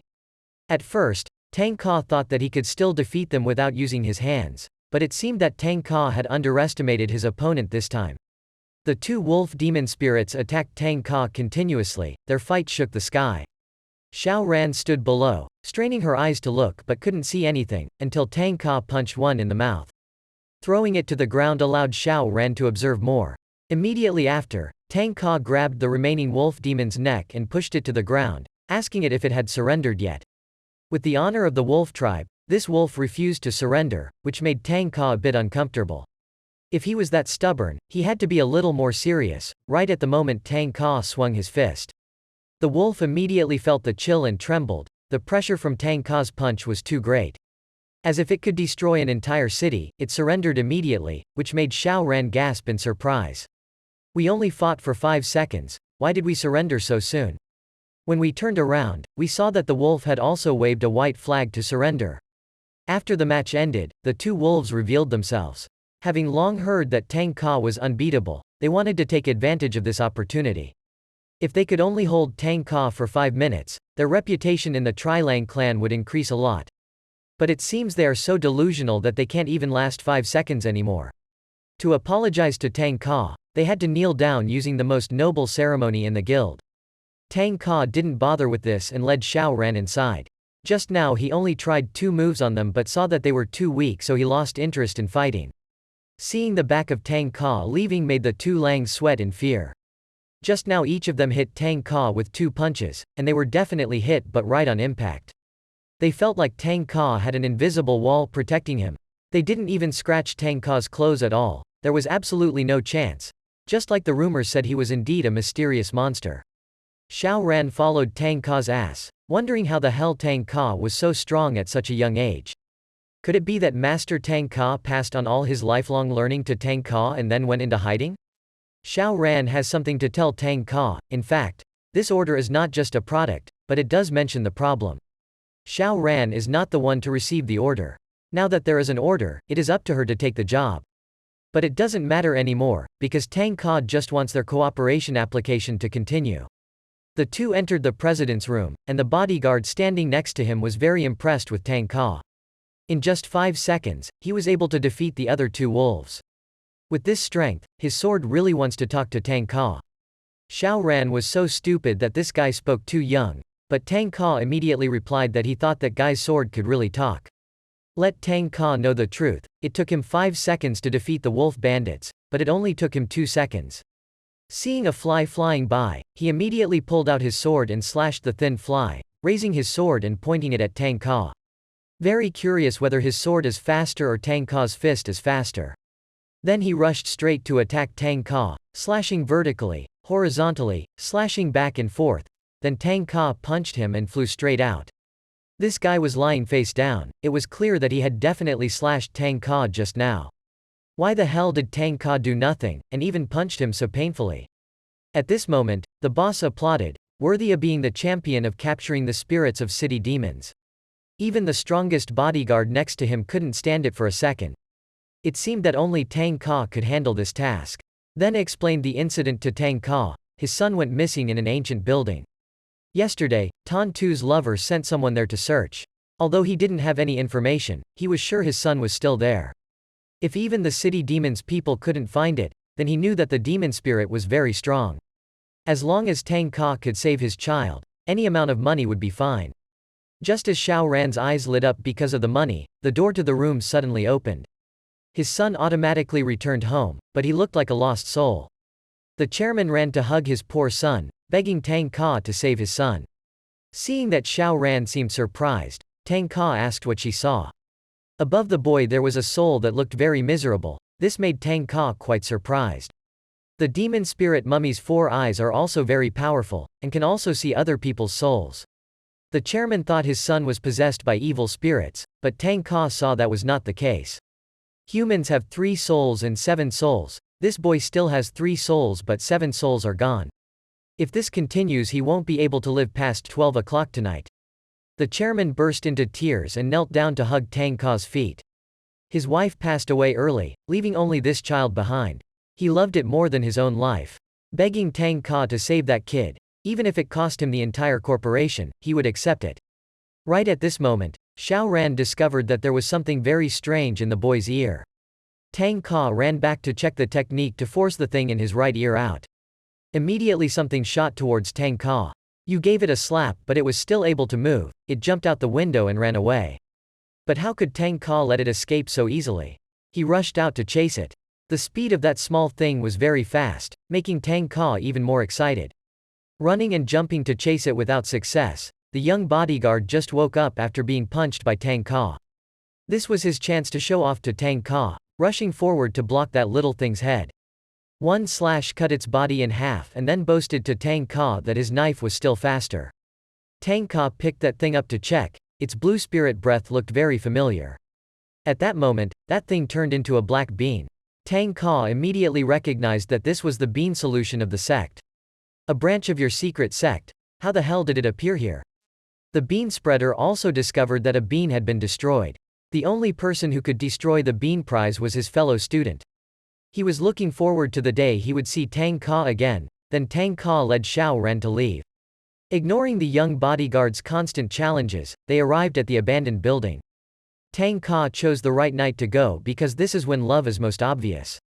Let's do it quickly and then go back to sleep. Tang Ka didn't hesitate to go inside. As for Xiao Ran, a voice rang out right now, reminding her not to be foolish enough to go in there. This made Xiao Ran startled. There was no one around her. Could it be that the monster inside her was talking to her? Suddenly the landscape around Xiao Ran changed. A jar appeared in front of Xiao Ran. She curiously approached to check. Then the dried corpse emerged from the jar. It begged Xiao Ran not to go in there. It didn't want to be imprisoned anymore. Xiao Ran saw what that skeleton had gone through and burst into tears unconsciously. Seeing Xiao Ran crying made Tang Ka a little worried, reminding her that if she was scared, he could go in alone and didn't have to follow him. Xiao Ran told Tang Ka everything. As he saw it, it seemed like this was the old memory of the mummy monster. Xiao Ran and mummy have become one, so it is very normal for Xiao Ran to be able to see the monster's memories. Tang Ka was about to enter when Xiao Ran stopped her. She didn't know what was inside but mummy reminded her not to go inside. This surprised Tang Ka even more. Not only was its dujutsu stronger, but its sensing ability was also very strong. No wonder he was able to detect Tang Ka coming at the construction site and go so quickly. Tang Ka didn't care anymore, urging Xiao Ran to hurry up. With you here, no one can harm her. Tang Ka's words made Xiao Ran feel less worried. Although Tang Ka is a narcissist, it cannot be denied that she is alive up to this moment because Tang Ka saved her, so it's okay to trust him a little. Xiao Ran quickly ran after Tang Ka into the building. As soon as she set foot here, Xiao Ran's spine trembled. It felt like someone knew about them entering the building, and Xiao Ran could feel it very clearly. The atmosphere around her changed in the blink of an eye. Xiao Ran discovered something and called Tang Ka over to check. The building and the land were floating in midair. Tang Ka definitely couldn't fly that high in a short time. The place where they are standing could be another dimension, so Tang Ka wants to use a little force to destroy this space. Fu Thiet pressed his body against a dozen thunderbolts, then fired a three-tongue attack straight into the sky. A huge explosion occurred, but this space was not affected at all. This made Tang Ka gasp in surprise. It seems like his pride is hurt. Tang Ka didn't care about this barrier anymore, which made Xiao Ren a little confused. Even Tang Ka couldn't break this barrier. How did that kid come back?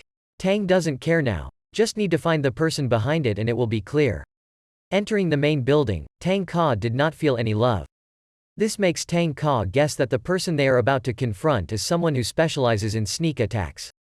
Even Xiao Ran couldn't feel anything. At this moment a hand emerged from behind Xiao Ran. It licked Xiao Ran's face, causing her to startle and scream. Another hand rushed forward to attack Tang Ka, which he already knew.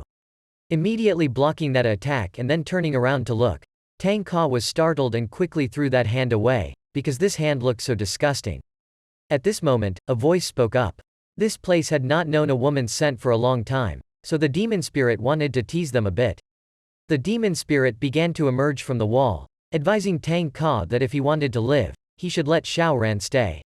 Tang Ka was startled and quickly ordered Xiao Ran to stand behind him immediately. Because of the demonic energy that this demon spirit emitted, it was 5 times larger than the mummy demon spirit in Xiao Ran's body. The demon spirit rushed to attack, but Tang Ka just laughed. It seemed like this time coming here was not in vain.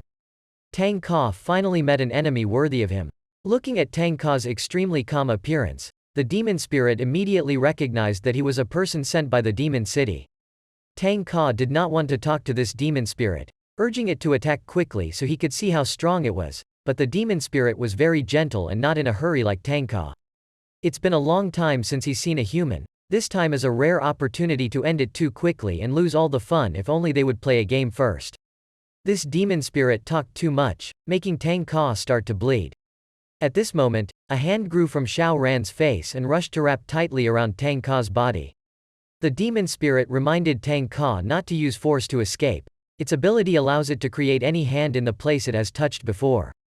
If Tang Ka destroyed that hand, Xiao Ran would also be the one injured. Tang Ka turned around to see if Xiao Ran felt anything wrong. Except for the creepy hand growing from her face, she felt absolutely nothing. Immediately after that, the hands wrapped around Tang Ka even tighter. He screamed in pain and the demon spirit laughed, thinking that Tang Ka was too stupid. What it said was just a lie, but if it really had that ability, there would be no need to wait until now to act. Then the demon spirit came before Xiao Ran to tell her that the longer its tentacles were wrapped, the tighter they became. Soon Tang Ka won't be able to scream anymore. Now it's time to play with Xiao Ran. The demon spirit pounced on her and was startled in horror when the atmosphere around Xiao Ran changed dramatically. Xiao Ran threw a punch and punched the demon spirit straight back. Unexpectedly, a person like Tang Ka would faint. But it's okay. From now until Tang Ka regains consciousness, Xiao Ran will use the power of the demon spirit mummy to protect him. Taking a punch from Xiao Ran made the demon spirit so angry that it summoned countless tentacles to fight her. Xiao Ran has made up her mind. If she wants to step into love, she can't stand behind Tang Ka forever when she's in danger. Xiao Ran's body has changed a lot. Now she is a person with fighting ability, not useless. However, the demonic energy of this tentacled demon spirit is 5 times more than the demonic energy that the mummy demonic spirit in Xiao Ran's body has. Facing it head-on, Xiao Ran knew she had no chance of winning. The only thing she can do now is to hold it off as long as possible, persevere until Tang Ka wakes up, then she has a chance to win. The number of tentacles from the demon spirit rushed forward to attack at the same time, making Xiao Ran pale. At this moment, a big wind came and blew all of those tentacles away. Xiao Ran was startled. Who did this? She turned around and saw that Tang Ka had been standing behind her. This wind was made by Tang Ka and he was very impressed with Xiao Ran's performance. Letting a girl protect you is not Tang Ka's style. Now Xiao Ran can rest. Just now, Tang Ka only pretended to faint. Because Xiao Ran wanted to join the demon city, this was an opportunity for Tang Ka to check whether Xiao Ran was really good at catching demon spirits or not. In addition, every time there is danger, the tail will automatically come out to protect Xiao Ran, but this time it didn't, making Tang Ka guess right away. From the moment he asked Xiao Ran if his body felt anything unusual. This demon spirit is not as strong as they think, all it can do is release a fake demon to show off its prestige. Tang Ka was certain that it was just the lowest level D demon spirit. Tang Ka used the wind to fly straight in front of the demon spirit. If he wants to compete with the spirit, he will show him what is called true spirit. A terrifying force of power escaped from Tang Ka's body, instantly making the green demon spirit's face completely covered. At first he thought Tang Ka was just a brat, but he didn't expect him to be this strong. Just releasing gas made it unable to breathe. The demon spirit revealed its true form and turned out to be just an old man holding the door. Tang Ka didn't care anymore and led Xiao Ran upstairs. At this moment, the old man suddenly spoke sarcastically to Tang Ka. Just relying on you, he still wants to meet his boss. What a young boy who doesn't know the height of the sky and the thick of the earth. Tang Ka, annoyed, turned around and wanted to punch him a few times, not knowing that this was a trap, luring Tang Ka away to take Xiao Ran away. Countless hands reached out to pull Xiao Ran away, making her scream in fear. When Tang Ka turned around, Xiao Ran was nowhere to be seen, and even the old man guarding the door had disappeared. Xiao Ran was dropped off in a strange place. She didn't know where it was. She tried loudly calling Tang Ka, but it didn't help much. As for the old demon spirit guarding the door, after capturing Xiao Ran, he quickly returned to inform his big brother and ask for advice on how to handle her next. The big brother was in no hurry to let Xiao Ran go around for a while, after all, she had to stay here forever. Xiao Ran kept calling but Tang Ka didn't respond. The architecture of the place where she was standing was too strange. She couldn't understand what the demon spirit separated her from Tang Ka for. Right now, Xiao Ran felt someone was watching her, looked up at the ceiling and saw no one. Immediately after that, a laughing voice came. Xiao Ran vaguely saw the silhouettes of two children in the distance. This made her turn pale in fear.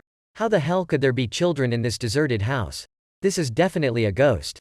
Xiao Ran quickly calmed herself down. Their mission this time here is to find the 7 souls for the young master. Perhaps there will be some clues in here. Xiao Ran boldly entered the room where the 2 ghosts disappeared. She was startled to discover that there was a dog's body lying in the test tube. In addition, there was a very strange smell coming from the bed behind Xiao Ran. Meanwhile, Tang Ka was still groping around looking for Xiao Ran. He searched room by room to see where Xiao Ran was. But I couldn't find it all the time. I just saw that demon spirits gathered and lived in this building. Thanks to the 4-eyed magic of the demon spirit mummy, Xiao Ran can see countless strange colors in this room. There was a very strange shape on the bed. Although she only faintly smelled it, Xiao Ran was sure that this was the smell of blood. Xiao Ran almost vomited, then looked at the portrait painting on the wall. This is a family photo of the owner and his wife and children looking very happy. But why the hell did this picture get completely crossed out? The shape of the bloodstain on the bed closely matches the appearance of this family's daughter. It didn't stop there, there were also bloodstains on the ground. Xiao Ran immediately followed. If she had given her such a clear clue, there must have been something at the end waiting for Xiao Ran to clarify.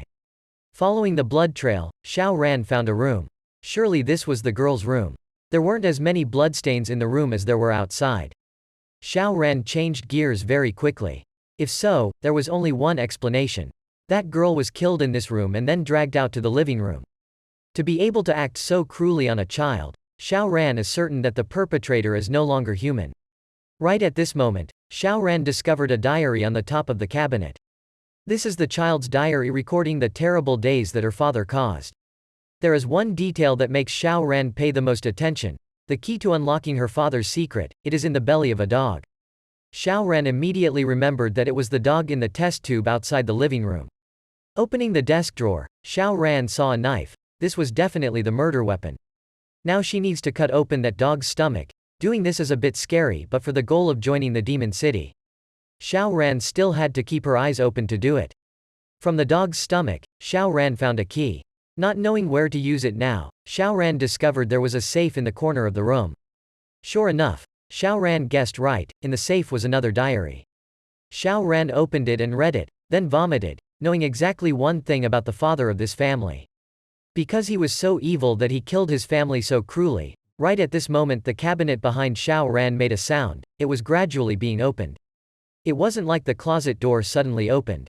Xiao Ran knew there must be something in there. One is the child's evil spirit, 2 is the father's, no matter what it is. Xiao Ran's body has already told her it's not safe. To clarify this matter, Xiao Ran needed to open it. As soon as she touched the cabinet door, a thought flashed in Xiao Ran's head. From now on everything has been going so smoothly. First there was a child soul leading Xiao Ran into this room. Then she discovered a series of clues until this closet door was opened. No matter how she thought about it, Xiao Ran felt like she was being led by the nose. Moreover, the demon spirit guarding the door just now had the ability to hide demonic energy, so it was very likely that if she opened this cabinet door, she would die. Xiao Ran knows where she stands. She is not invincible like Tang Ka. She was able to survive until this moment only because she was careful and meticulous about not opening this closet door. Xiao Ran needs to find Tang Ka first before completing the mission together. Just as Xiao Ran was about to leave, the evil spirit of the child appeared, begging Xiao Ran to save him, promising not to harm her. Because if it had bad intentions it would have acted from the beginning. The only reason the resentful spirit brought Xiao Ran here was to tell her the whole story. From there, we can trust its words more, to repay Xiao Ran for saving his life. The evil spirit told her the truth about this abandoned building. He knew Xiao Ran was here to save the boy's soul. He only needed Xiao Ran to help him tear off the talisman on his body in the closet. Then he promised to tell everything. Tell her the truth. As soon as Xiao Ran opened the closet door, she felt that her body was not okay. The child's body had been abused to the point of deformity. In the end, which villain did this? Xiao Ran snatched the amulet out of his body. But now her body has been controlled by the demon spirit mummy, because the circumstances of the evil spirit and it are too similar. He was so angry that he wanted to tear apart the name behind all this. Meanwhile, on Tang Ka's side, they searched and searched but still couldn't find Xiao Ran. He began to worry that if Ms. Long knew about taking her out and then lost her, Ms. Long would tear him to pieces. On a rainy night, a man carrying an infant ran to this abandoned building. He put the baby back inside and left. The baby was not yet conscious and could not walk, unable to fend off the hungry rats. They rushed to gnaw on the baby's body. The evil spirit girl was stunned and looked at Xiao Ran. Now she realized. It turns out that what the person behind this abandoned building wants to keep is the demon spirit inside Xiao Ran, not her. The evil spirit girl can feel that Mummy is very similar to her situation, being harmed and imprisoned by bad guys. However, before disappearing, the evil spirit girl had a few things to say to Mummy. The demon spirit that held this entire abandoned building had extremely powerful space magic. If Mummy fought it in this space, there would never be a chance of winning. Of course, there was no way. The evil spirit girl was about to reveal the truth when the old doorman took her away through a space gate. Mummy quickly chased after and faced the demon spirit controlling the abandoned building. Because earlier, in anger, Mummy accidentally hit the evil spirit girl, and that girl's soul was about to disappear. But the rat demon spirit has a way to keep the evil spirit girl. By absorbing the evil spirit girl into his body, the evil spirit girl's soul will never disappear. Of course it will be lost. My friend used to play with me, but there was no other way, so she changed from evil spirit girl to Mummy. Wanting to be friends with Mummy, of course Mummy doesn't agree. Order the rat demon spirit to release the evil spirit girl, otherwise he will be beaten to death. The mouse spirit monster shouted angrily. It hated people who were aggressive towards it the most.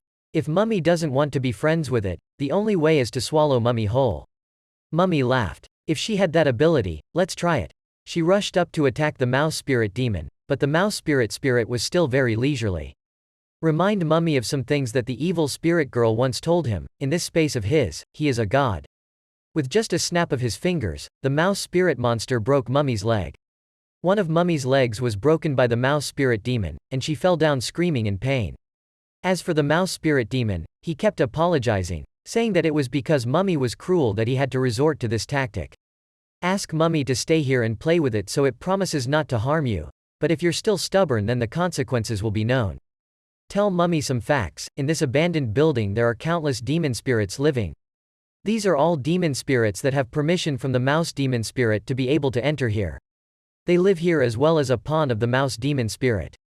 Letting that group of demon spirits go to the human world to get some necessary items back here is the main purpose, the rest has absolutely no use at all. The rat demon spirit also doesn't want to play with those demon spirits. Only the boy wearing the hat the other day came here as a mouse spirit that wanted to keep him as his friend. Because he saw that the boy was very lonely inside, and also wanted friends to play with him. The mouse spirit monster invited the boy to stay here and play with him, but the boy fiercely refused and said he should stay at his house. There wasn't anything missing, so the demon spirit mouse had no choice but to eat half of that boy's soul and then release it. Now it's Mummy's turn to not want to play with it, so just leave the leg or arm and it promises to let it go. If you want to get angry, Mummy stands up and has the courage to come. Mummy used the 4 items to quickly search around here for any demon spirits. The mouse demon spirit knew exactly what Mummy was planning to do. He asked again if Mummy was still here or not. Mummy was very angry and raised her hand to attack, but once again the mouse spirit monster broke Mummy in an instant. As he said in this space, he is invincible, but after saying it again and again, Mummy still fiercely refused. So the rat demon spirit had to use strong measures, no longer breaking limbs but also breaking internal organs in Mummy's body to feel pain. Mummy screamed in pain and blood flowed out of her mouth, shooting into the mouse spirit's face. But this was Mummy's plan. The blood it shot out had the effect of exploding like a bomb, but the rat demon spirit did not know this. He couldn't dodge in time at such a close distance and was hit by this attack. After a huge explosion, the souls of the young master and the evil spirit girl escaped from him.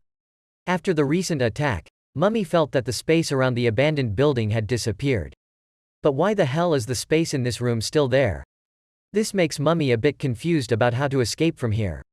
Right now, the little demon spirit rushed forward to tell Mummy a few things. Before, she had seen the true nature of that mouse demon spirit.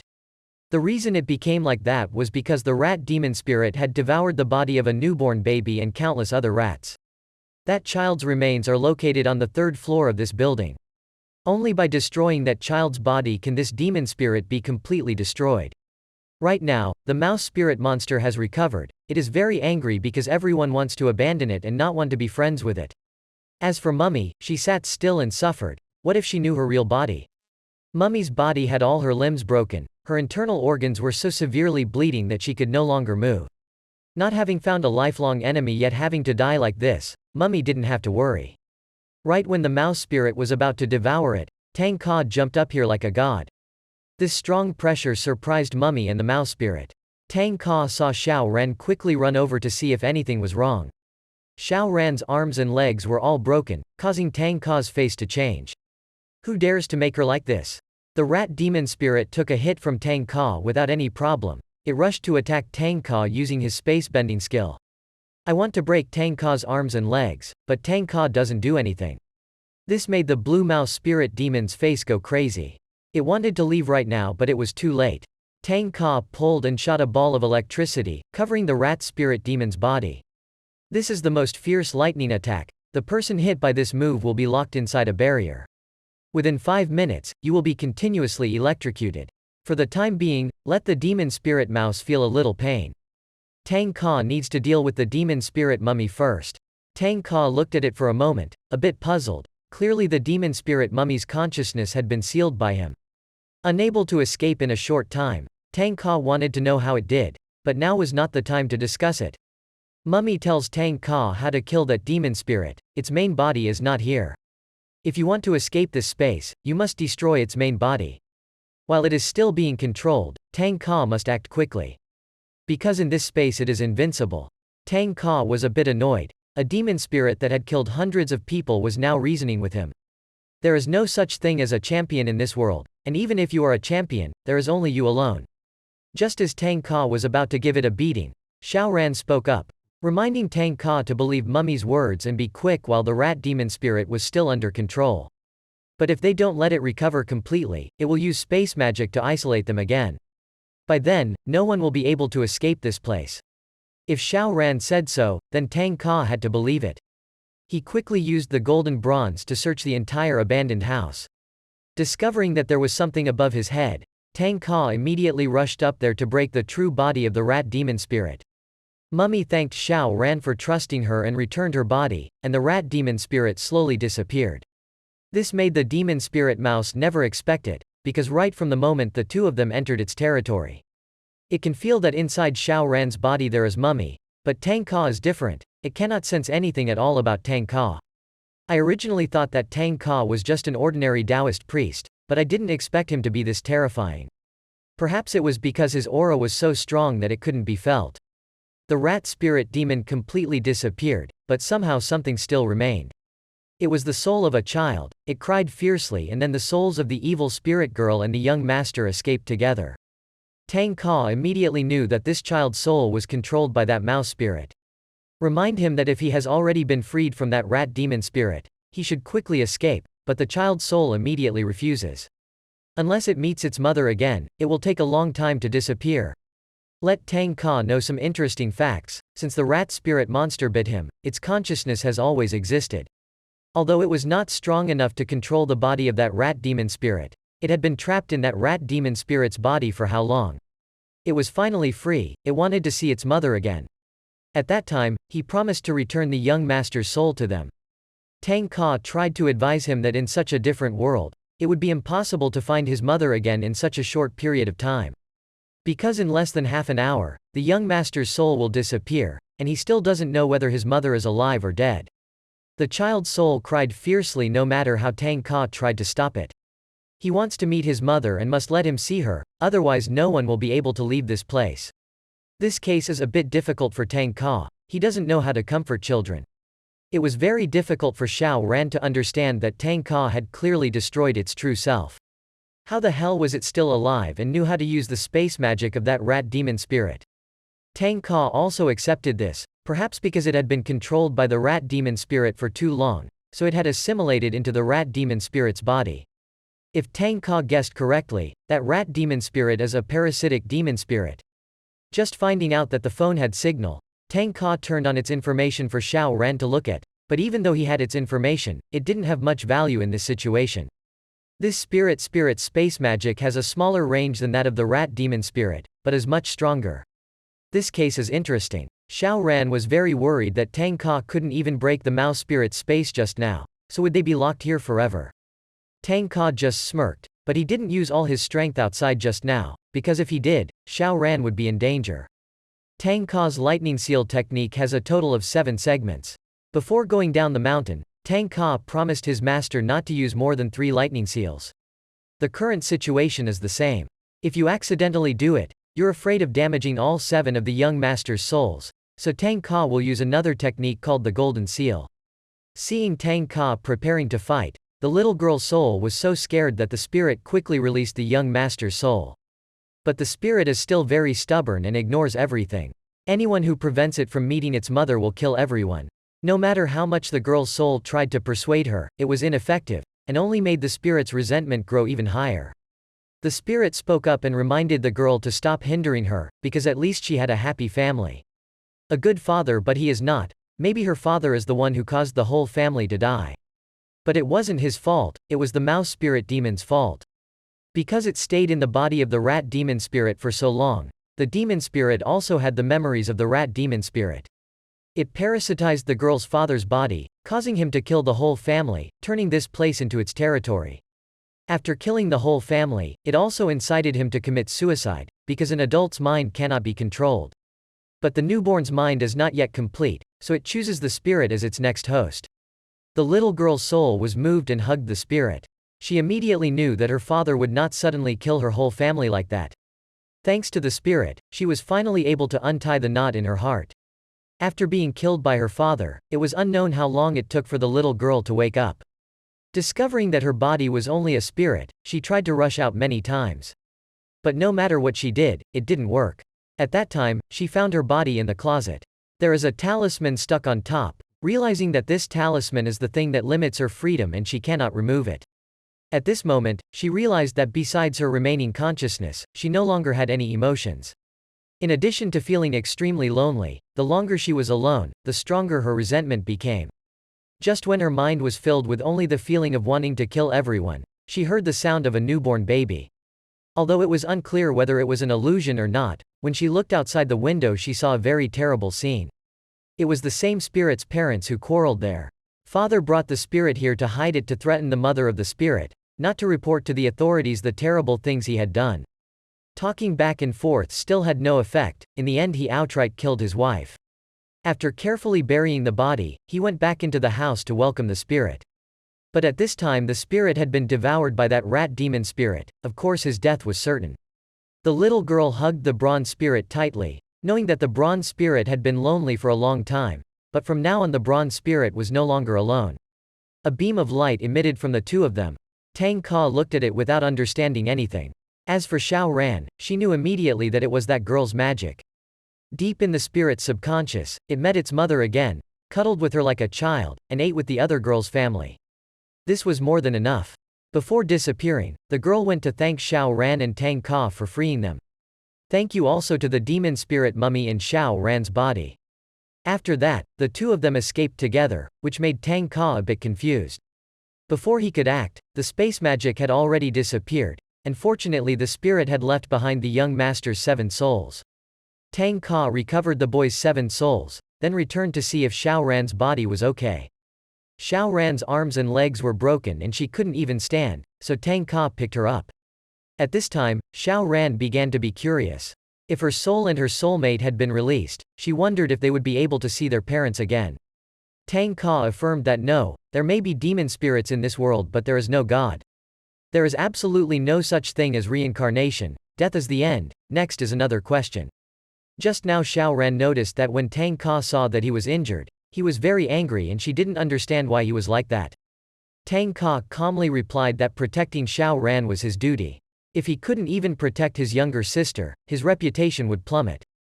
This made Xiao Ran very angry, thinking it was because of him that he was so angry. But it seemed because she was too amorous. Then Tang Ka returned the 7 young master's souls to the boss. The boss thanked Tang Ka endlessly, watching Xiao Ran fight the demon spirit and become like this. He also felt very guilty, but arranged for the best doctors to treat her. Tang Ka saw that it was time to just bandage it briefly and then carry Xiao Ran back. At this moment, the boss held Tang Ka back. There is still one more mission, I don't know if Tang Ka wants to accept it or not. The boss showed the black bean that was in his son's ear earlier and wanted Tang Ka to help him investigate where this thing came from. To fight against demonic spirits, humans were forced to evolve. At this time, people with strange skills appeared. Everyone possesses their own secret skills, enough to withstand countless demons, large and small. The most famous are the 5 great wards, the most famous of the 5 great wards, still the sects of Tang Ka, which within the sects are divided into 2 separate sects. Maoshan sect where spirit masters can use the power of wind, thunder, fire and metal to fight against demon spirits.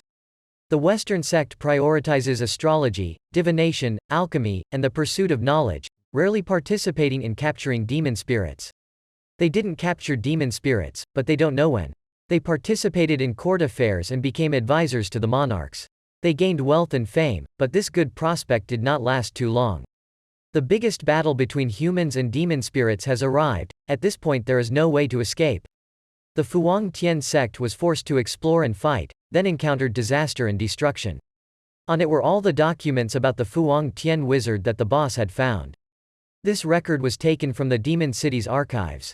He must have been an immortal magician. How the hell did that bean appear in your son's ear? Regarding that black bean, it is called solving bean solution, a unique secret technique of the Fuang Tian sect that allows plants to transform into spirits. To do this, the magician's cultivation level must be very high to be able to practice it. This type of magic has not spread outside, so the only explanation is that there are still local wizards still alive.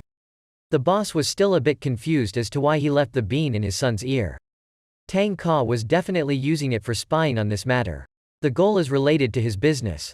On the way back here, Xiao Ran told Tang Ka the whole story about the abandoned building. The owner of the black bean was completely unrelated to his son's disappearance. Why did he put his head in his son's ear? What kind of hostile relationship do they have?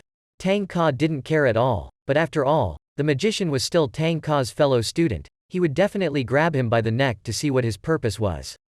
After Tang Ka took Xiao Ran away, the boss mentioned Ziyan. Since they returned he hadn't said a word, it turned out he was dozing off. Knowing that Tang Ka had returned from completing his mission, Ziyan was extremely impressed that if Tang Ka was already a lover of the city's demon, he would have to do something to express himself to him. So I wanted to resign and enter the private university, feeling like I was a frog at the bottom of a well. Meanwhile, an assassin is still carrying a gun on a mission. His target is a person who knows how to use spiritual energy. The target this assassin is aiming for is a mastermind of the Crane Group, whose background is not simple. The boss behind the order was not afraid at all, because the assassin he sent this time was an extremely classy person. One of the world's top assassins always completes his missions without the devil knowing, and once took one against 100 people from a world terrorist organization. The scariest thing is that this assassin only used one bullet. Moreover, the scene left no trace at all. As long as he kills the mastermind of the Crane group, he won't have to worry about that group oppressing him in the future. Assassin Xin Yizi has arrived. This is his 112th mission, for an assassin to complete the mission. The most important thing is still intelligence, but this mission of Yin Yizi has absolutely no intelligence at all. He had been observing the other person for a month, and this guy's actions made Yin Yizi extremely confused. Except for the journey from home to the Crane group, this guy doesn't have any social interactions with other people. Except for reading books, there are no hobbies, not even electronic devices. However, the thing that makes Yin Yizi most confused is that this person only sleeps 1 hour a day. Intuition told Yin Yizi that this guy seemed to know of his existence. Intelligence said that he wasn't supposed to give up on this mission, but this time he still decided to assassinate this guy. Yin Yizi held a sniper rifle in her hand and stood at a great distance. Aiming at the right target, a shot went off and the bullet flew very accurately, aiming straight at this handsome guy's head. But how the hell did the bullet disappear, and that guy even waved back to Yin Yizi? As expected, this guy has known about Yin Ziyi's existence for a long time. Right now a feeling of insecurity ran down Yin Yizi's spine. Yin Yizi was startled when she discovered there was something behind her. He turned around and saw countless red beans flying around him. What the hell is this thing? Since he climbed up here, it's been completely impossible to feel them. This large number were definitely not following him, but if they wanted to attack, they would have started a war a long time ago. No matter what their purpose is, just take advantage of this moment to gain the upper hand. Yin Yizi opened fire and shot at the beans. Looking at them, they were very small. But one thing is certain, their flying speed is very fast, so Yin Yizi chose to limit their movement range first. One bullet shot out an entire electric grid, but why the hell did these red beans fly so fast, bypass the electric grid and then rush to attack Yin Yizi? Even though they hit him, they didn't push him to death, just regular wounds on his skin. Could it be that he was mocking? At this moment the strategist apologized and reminded Yin Yizi to go home and rest early. But he also conveyed to his boss that if he comes to bother him again, he will personally come find him to solve the problem. Yu Yizi quickly swung over to another building. Now he had gotten some intelligence. I don't know what method this strategist uses to know the exact time of his activities, and also knows how to turn bullets into air and then use red beans to attack. But there is a truth that today is the most humiliating day of his life. One day Yin Yizi will definitely repay this hatred. After chasing Yin Yizi away, the strategist continued to calculate. Today is his day of great harm, but the day after tomorrow will be a great day. Xian Yu Shu was looking forward to not knowing which noble person he would meet. At this time, Tang Ka brought Xiao Ran home. Yaya quickly ran to open the door for him to carry the demon spirit Xiao He that he captured last time. Xiao He didn't want to stay in the other sphere for too long, so Yaya released it. Moreover, Xiao He also wanted to meet Tang Ka. As soon as he saw Tang Ka, he jumped up and hugged him. This makes Xiao Ran a bit curious. Exactly how many demon spirits are there in Tang Ka's house? According to Yaya's calculations, there are about more than 100 animals. Right now, something strange appeared in Tang Ka's house. This made Xiao Ran a bit confused and turned to ask Yaya. This is the door to teleport from another world to here. When this door appears, it seems that Mr. Nyat Muk Ngu is about to arrive. To Tang Ka, Mr. Nyat Muk Ngu is a guest. As for the demon spirit, he is the king. Yaya ran out and hugged Xiao He. Last time, I told Xiao Ran most of the stories about the demon spirits, but I forgot to tell Xiao Ran the origin of the demon spirits. In the human world, there is only one part of the demon spirit. The rest is located in a place called the Romantic Palace. Mr. Nyat Muk Ngu is the person who holds the highest power in the demon city's kingdom, and is a king who takes great care of the demon spirits. He is worthy of having the demon spirits kneel and worship every time they meet him. 1 item and 5 gradually appeared in the teleportation door. As soon as they saw their silhouettes, Xiao Ran was startled. In the past, every time he saw demon spirits, Mummy's 4 eyes helped Xiao see their true forms. Furthermore, she knew the strength and weakness, but when she looked at Mr. 1mu5, she couldn't feel the slightest bit of love. The aura that exists seems to appear and disappear, giving others the feeling of not being cold but shivering. Only then did Tang Ka pay attention to the 5th person. only greeting them gently to make them as comfortable as possible. Mr. 1 Mu and 5 also responded very gently, making Xiao Ren not feel like they were at all like demon kings. Then they reminded Yaya to give that thing back to them. Meanwhile, at an abandoned warehouse, these two men brought a very large cart. This was something the assistant had prepared in advance for his boss. The assistant stopped his boss from feeling the emotions in this car were unstable. Let him go check again first. As soon as the car stopped moving, there started to be loud noises coming from it. Something inside the car was smashing violently. When the container door was opened, the young master burst into tears. An extremely terrifying demon spirit appeared in front of them. The young master was almost not afraid of anything but felt very happy. This shape, size, and face are extremely similar to what is in the notes. This demon spirit is called Gui Go God. The young master burst into tears. It's so good that this thing really exists. Gui Go God is extremely confused as to what purpose these guys have in kidnapping him. Threatening them. This place is not under the control of the demon city. No matter how it looks like an extremely desolate suburb. Eat them in this area, no one knows, then start baring your fangs and threatening them. The assistant stood in front of the young master. He was also a snake-type demon spirit. Based on his age, he should call Gui Go God his senior, but according to the records, other than the ability to conceive many demon spirits, Gui Go God's fighting power has not yet reached level A. If he still wanted to fight, he would continue until the end. At this moment, the young master stopped his assistant. Fighting doesn't bring any profit. Let Gui Go God know that this time he invited her here because he has a favor to ask. The young master asked Gui Go God to help him give birth to a demon spirit. After success, he promised to give her an extremely large amount of money to last the rest of his life. She refused immediately. This was against the regulations of the demon city.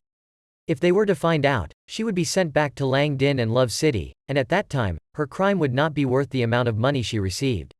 The young master didn't care much, letting Gui Go God know that he was the eldest son of the royal group Li Dongshen. Surely Gui Go God knew the amount of funding from Demon City. Most of them come from subsidies from the 4 largest corporations in Luktang City, and they have no qualifications to manage them at all. As soon as he learned that Li Dongshen was from a large corporation, Gui Go God left immediately. It will be very difficult to live with people from big corporations in the future. First you have to take your children and hide for a while. But Li Dongshen was already prepared, calling her back because Gui Go God's child was in his hands. The truth is that Gui Go God's son is in the mansion of Li Dongshen, and he has already escaped from the bodyguards. While living peacefully, suddenly a group of strangers came into the house to take his mother away. He had heard his mother mention the contract with the demon before and didn't know who to find to save her now. Xiao Ran sat quietly watching Yaya bring out the things for Mr. Nyat Muk Ngu. The opponent is a demon king, so the thing in that box must be very valuable. I wonder what powerful treasure it is. 1 Mu and 5 led them all to the upper room, not forgetting to come back and remind Tang Ka. This time they came here and brought Yu Lang too. Yu Lang came to help the city with a big deal. Yu Lang missed Tang Ka very much and advised Tang Ka to go and say hello to Yu Lang. Mentioning this name made Tang Ka startled and immediately refused, citing the reason that he was currently being detained by Ms. Long. As for Xiao Ran, her mouth was wide open in surprise. She thought she had come here to get some treasure. It turned out that she came here just to form a gaming group, so Yaya had to explain a little to Xiao Ran. Mr. Nyat Muk Ngu is very busy, so the time they come here is like going on vacation. Because they were very close to Master Tang Ka, and also loved Tang Ka very much, they chose this location. Since coming to this house, Xiao Ran had never been to the second floor. She was sure that if Tang Ka had left the demon spirit in her house, it must have been up there. And with more than 100 demon spirits, how large does that room have to be? Yaya laughed and explained everything to Xiao Ran. On the second floor there are a total of 3 rooms. One normal bedroom is for Mr. Nyat Mu Ngu. The remaining 2 rooms are the demon spirit's living room and Tang Ka's training room. Inside those 2 rooms is a world of space, built by Yu Lang that Mr. Muk Ngu mentioned. Yu Lang's spatial jutsu is the strongest of all demon spirits. The world of romantic palace of Demonic City was also built by Yu Lang, and Yu Lang's rank in the Imperial Palace of Demonic City is also extremely high, like being the president of a province. Because it is a parallel world to humans, the area is the same. Xiao Ran received too much information, and temporarily couldn't absorb it anymore. The existence of a demonic spirit is enough to surprise people, but now there's even a parallel world. That's enough for Tang Ka to stop them from chatting. It's time to show Xiao Ren the most basic way if she wants to become a person of love and success. Meanwhile, Yu Lang went to see Commander Han Long. Currently, the number of deaths has exceeded the threshold she can control. If this continues, people will sooner or later know the existence of demon spirits. That's why this time Han Long invited Yu Lang here to help him create a special demon spirit tool. Well, there's one more thing, but we have to wait until the head of Yi Chuan Ward's Taoist branch comes here before we can talk about it. Yi Chuan and Mr. Song went down the mountain together and had to take a plane to the capital city following the summons of Commander Han Long. I know that taking a plane is really less tiring, but this also takes too much time. Turtle Song agreed, he was too old to fly long distances. This time, the city demon summoned Yi Chuan over there, which was definitely a big deal. Yi Chuan also wanted to meet Han Long, so he took this opportunity to come down. As for disciple Tang Ka, there's no need to waste time meeting him. Because Yi Chuan knew that after a while, Tang Ka would voluntarily go up the mountain to look for him. Gui Go God's son is extremely angry right now. Because he trusted humans, his mother was taken away. Even so, as a demon spirit, he cannot fight back against humans. That's why right now, to save his mother, he can only rely on himself. Just as his killing intent emerged, at this moment Kong Hai passed by. Seeing that, she immediately pulled the boy's hand and ran away, then scolded him repeatedly. In the city where Kong Hai is loved by the city, countless cameras are installed. Even though this boy is a demon of the spirit type, he still can't get past the love of the city. If anyone else saw this scene, he would be in big trouble, and then he would be sent back to Romantic Love City immediately.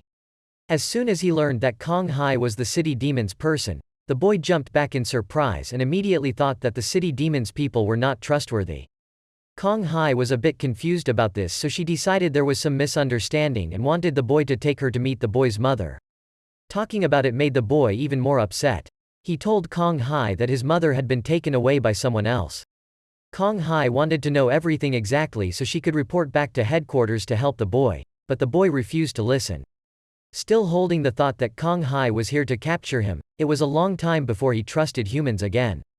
So Kong Hai had to use another method. If the boy didn't believe in true love, then she could only rely on herself. Promising on his honor to be the secretary of the Demon City commander, he will definitely help the boy save his mother. This made it very difficult for the boy to understand why Kong Hai agreed to help him. Kong Hai didn't care about the reason why the boy misunderstood love as private, but still had to tell the boy. Her existence with the Demon City is not only to maintain peace between demons and humans, but the most important thing is to protect demons like him. Looking at Kong Hai's eyes, it didn't look like he was lying. Then Kong Hai turned out a motorbike to take the boy away.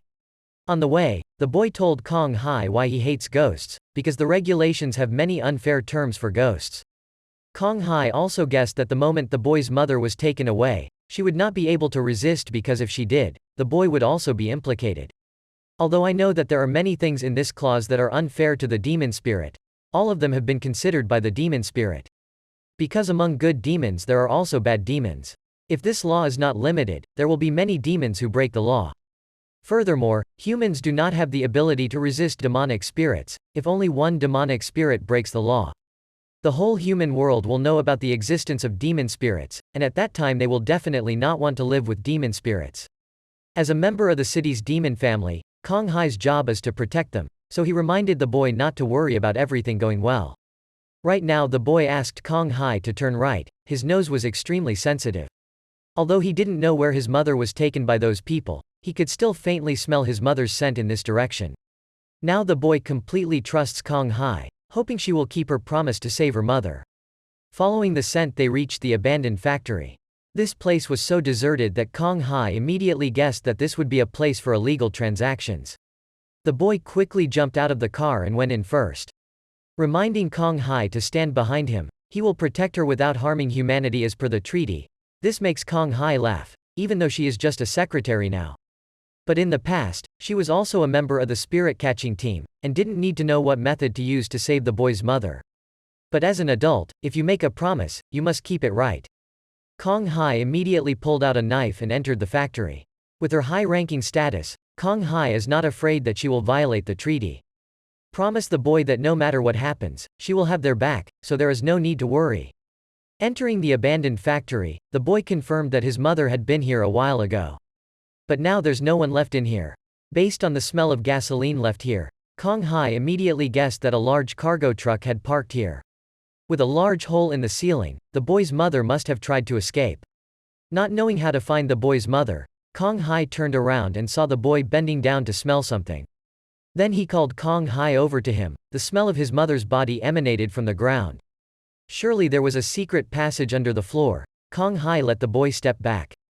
Then she used her ability to lift the floor, and sure enough, there was a secret passage down here. I don't know where it leads, but I have to go down there first. From here down below is quite high. It took two people a long time to get down there. Immediately encountering a bodyguard waiting at the door, Kong Hai asked him to cooperate in handing over the kidnapped demon spirit, or they would be accused of illegally kidnapping the demon spirit. The bodyguard didn't care, he just followed the young master's orders. The young master's order is that anyone who intrudes will be killed without mercy. From the bodyguard's body appeared countless copies, giving Kong Hai the opportunity to have one of his cigarettes still lit, then she could leave without Kong Hai caring. She showed off this bodyguard, then rushed forward and slashed all the clones, then threw a kick straight into the bodyguard's mouth. He fainted immediately. This made the other boys surprised that Kong Hai was this strong. Kong Hai led the boy deeper inside, only now was she curious about the boy's name. The boy's name is Xiao Chu. Because he already trusted Kong Hai, he didn't hesitate to introduce him to her.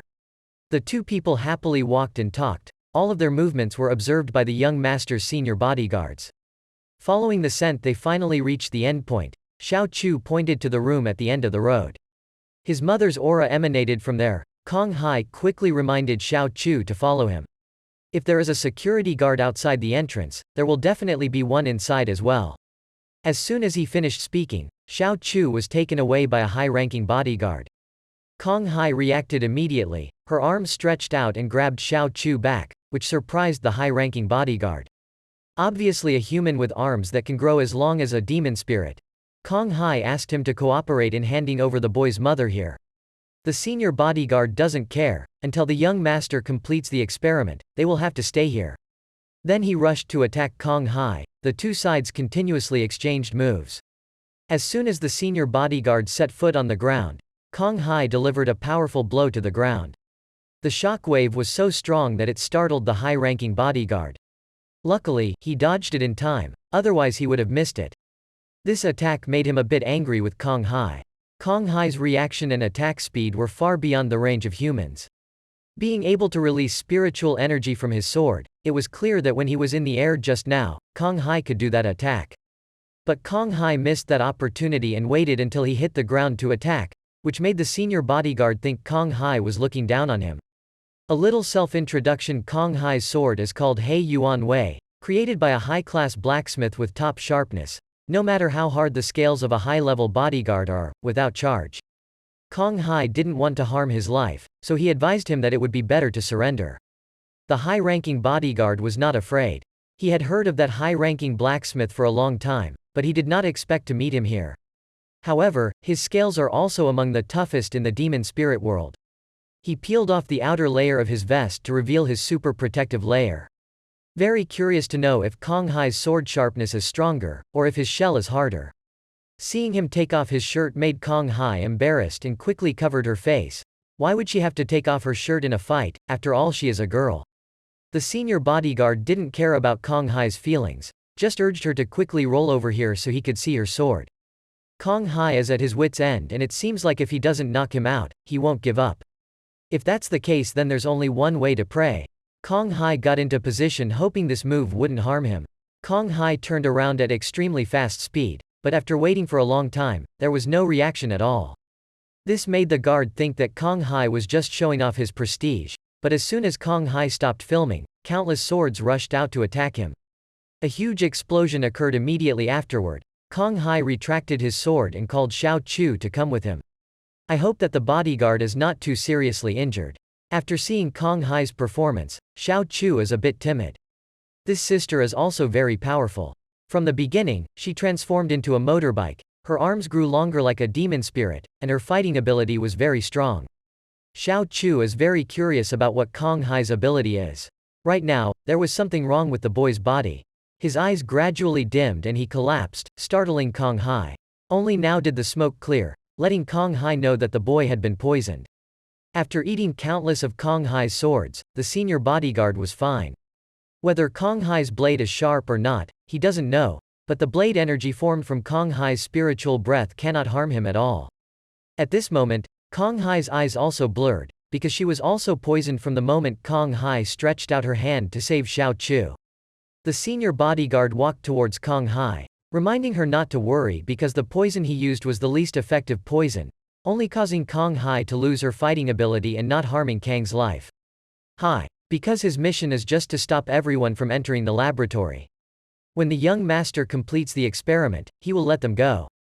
Of course, we have to make Kong Hai forget what happened tonight first. He was about to inject Kong Hai with another poison when she immediately disappeared, which startled him, not knowing where Kong Hai had gone. In fact, Kong Hai just shrunk her body, trying to let little Xiao Chu escape before she fell into a coma. Meanwhile at Tang Ka's house, Xiaoran sat quietly listening to Tang Ka lecture her. Her performance in the abandoned building was not bad at all, Tang Ka had to admit that. Because without Xiaoran discovering the truth, even he wouldn't have been able to complete that mission quickly. Part of the credit also belongs to the demon spirit mummy in Xiao Ran's body. Because its 4 eyes can see things that even Tang Ka cannot see. For example, the bean sprouts in the young master's ear. If Xiao Ran hadn't discovered it, Tang Ka wouldn't have known that the magician was still alive. But Tang Ka had already sealed the demon spirit mummy, so how the hell could it still escape? It seems like he's not the type that's easy to deal with, but it doesn't matter that as long as Xiao Ran is by his side, he can still take care of 10 mummies. Next, Tang Ka told Xiao Ran the basic theories, if she was determined to join the demon city. First is the division of the demon spirit species. It is divided into 4 main types respectively. Lin is a type of demon spirit that transforms into a human's obsession after death. This species cannot be seen by normal people. Essence is formed by plants absorbing the essence of heaven and earth. Monsters are created by animals cultivating their own spirits, and finally, gods are the earliest creatures that appear earlier than humans. Those are the 4 main types of demon spirits, followed by the spirits. Everything in the world has spiritual energy. To put it simply, for Xiao Ran, she just sees it as part of her mysterious power. Humans are called spirit breath, while monsters are called demon breath. Since birth, humans have had spiritual energy, it's just that it cannot be activated. It's like a sealed box. When you open it, people will have extraordinary power. But most people's spiritual energy cannot be activated on their own, they must rely on cultivation to activate it. Of course, there are also a few special people who can activate it themselves. These people are often similar to superheroes in movies, called heroes. However, if you want to join the demon city, you must be introduced by someone from the secret guild, but it doesn't matter, as the strongest secret guild, Tang Ka promises to introduce Xiao Ran to the demon city. While showing off, he turned around to see Xiao Ran falling asleep, and she was still leaning on his shoulder. Right now, Tang Ka felt like something was wrong. When his heart was beating extremely fast, Tang Ka quickly pushed Xiao Ran away when the doorbell rang, making him confused. Who the hell was coming so late? Tang Ka groped to open the door. As soon as she opened it, Kong Hai fell into his arms. Before she could understand what was going on, she fainted. The kid Xiao Chu was also lying around in the lobby, while the high-ranking bodyguard ran to inform his young master. He let Kong Hai slip away and she was the city's lover. Sooner or later, the demon city will send someone here to capture them, so he suggested that the young master should change to the second laboratory to continue researching for safety. The young master looked at the experimental machine, after the data flow analysis was successful. He laughed loudly. Finally, his girlfriend Luo Yuan had a chance to come back to life. 2 days later, Kong Hai still hadn't woken up. Xiao Ran was a bit worried and asked Tang Ka to take her to the hospital. Tang Ka was also a doctor and her pulse was normal. Just being in a coma and not in any danger at all. Afterwards, Xiao Ran saw Tang Ka, so she reported it to the city lover. Tang Ka immediately refused. If Kong Hai had chosen to come to him, this must have been a secret that could not be known to the city lover. Only now did Kong Hai wake up. She quickly told Tang Ka everything. This made Tang Ka truly respect Kong Hai, not reporting it to the city's demon but carrying the knife all the way there. But Kong Hai also had no choice because at that time Xiao Chu did not believe in love, and it was an emergency so she could only rely on Kong Hai herself. Tang Ka agrees to help her with this case, but the problem is that they cannot find Xiao Chu's mother in a short time. Luckily, Xiao Chu's nose was very sharp, so he ran to the window and started searching. Tang Ka was a little skeptical that relying on smell alone could determine the location of the prolapse. Kong Hai affirmed that this was true, because it was thanks to Xiao Chu that she was able to find the young master's base. In just a moment, the boy had already located his mother's whereabouts. Without wasting any more time, Tang Ka immediately took action. The young master sat and waited for the results. Little by little, the pregnant demon spirit was formed. Now it's time to transfer brain data to humans, transferring 30% of the genetic data. The percentage of pregnant people is not in any danger, but when it reaches 65%, Gui Go God has problems. When it reached 100%, the odds of Gui Go God surviving were extremely low. Yet the young master still ordered the bodyguard to continue transmitting data. Reaching maximum output, the senior bodyguard reminded him that the demon city's people already knew they were illegally kidnapping demon spirits. Now that they know it's being used as an experiment, I'm afraid even his old master won't be able to handle this. The young master didn't care. Even if he had to fight against the demon city, even if he had to find millions of demon spirits, he was still determined to save Lu Yuan's life. This made the high-ranking bodyguard bear it. The feelings between men and women were incomprehensible to him. Right now, the pregnant Gui Go God is having serious problems, as the brain's genetic data is transmitted to her body. A little memory of young master Li Dongshen. 2 years ago there was a girl who was bullied by a group on the street. Because she owed money and couldn't pay back, they beat and threatened her if she didn't pay in full. At that time, they would sell her to a nightclub. At this time, Li Dongshen passed by and they saw him staring, making them angry and chased Li Dongshen away. This had nothing to do with him. Li Dongshen quickly explained that he was just passing by, and had no intention of interfering in this matter, so he felt free to do what they wanted. Because he really likes to see another person's pleading face. Today is a very lucky day to see this scene, but look at this girl's face. Li Dongshen felt that she was crazy and refused to ask for help. Seeing that Li Dongshen had such a perverted hobby, the bully threw a punch at him in the face. Don't think that if you have a bodyguard with you, you can do whatever you want. Li Dongshen stopped his bodyguard. This guy didn't need him to do anything. Li Dongshen kicked the thug in the face. The other guy angrily threatened Li Dongshen that he would call someone here to take revenge. But Li Dongshen was not afraid. He immediately threw him a gold coin. This is the gold coin of the Crane Group, as medicine money for that guy. The leader's eyes widened, because this gold coin was extremely valuable. 1 coin was enough to live for the rest of his life, so they quickly left. Li Dongshen led his bodyguard away immediately afterwards, but at this time the bullied girl thanked Li Dongshen for helping her. But she had nothing to repay him, leaving only this body for Li Dongshen to handle. The hotel of the Crane Group. The other girl was brought here by Lu Dongshen because she had already given herself to him, so whatever he said she would listen. When Li Dongshen asked to take off her towel, she did not hesitate to take it off. This surprised Li Dongshen, due to this girl's face. From beginning to end, there was no emotion at all, and his behavior was extremely decisive, making him lose interest. As soon as Li Dongshen grabbed her and pressed her down, he discovered that her back was covered with scars. This is the work created by her ghostly father. Since childhood, this girl has not had a mother, and had to follow her abusive father to cause her to be like this. Right now, Li Dongshen had a new feeling, a strong feeling that forced him to protect her well. After that day Li Dongshen kept her by his side, and he became more and more interested in her. However, no matter how many things he bought for her and how many interesting places he took her to, she still did not show any emotion at all. Just like a doll without a soul, she is completely different from the other sisters. Those people, in order to achieve Li Dongshen's goals, they dared to do anything. Compared to those crazy women, this girl was like a soul. This was the first time Li Dongshen felt so helpless with a girl. He unrepentantly promised himself that he would make her feel better at all costs, but a year has passed and she is still like a doll. Li Dongshen surrendered and didn't want to play anymore, so she was free to leave. Right now she grabbed his hand, thinking that it had been a long time since someone wanted to be by her side for so long, asking Li Dongshen not to throw her away.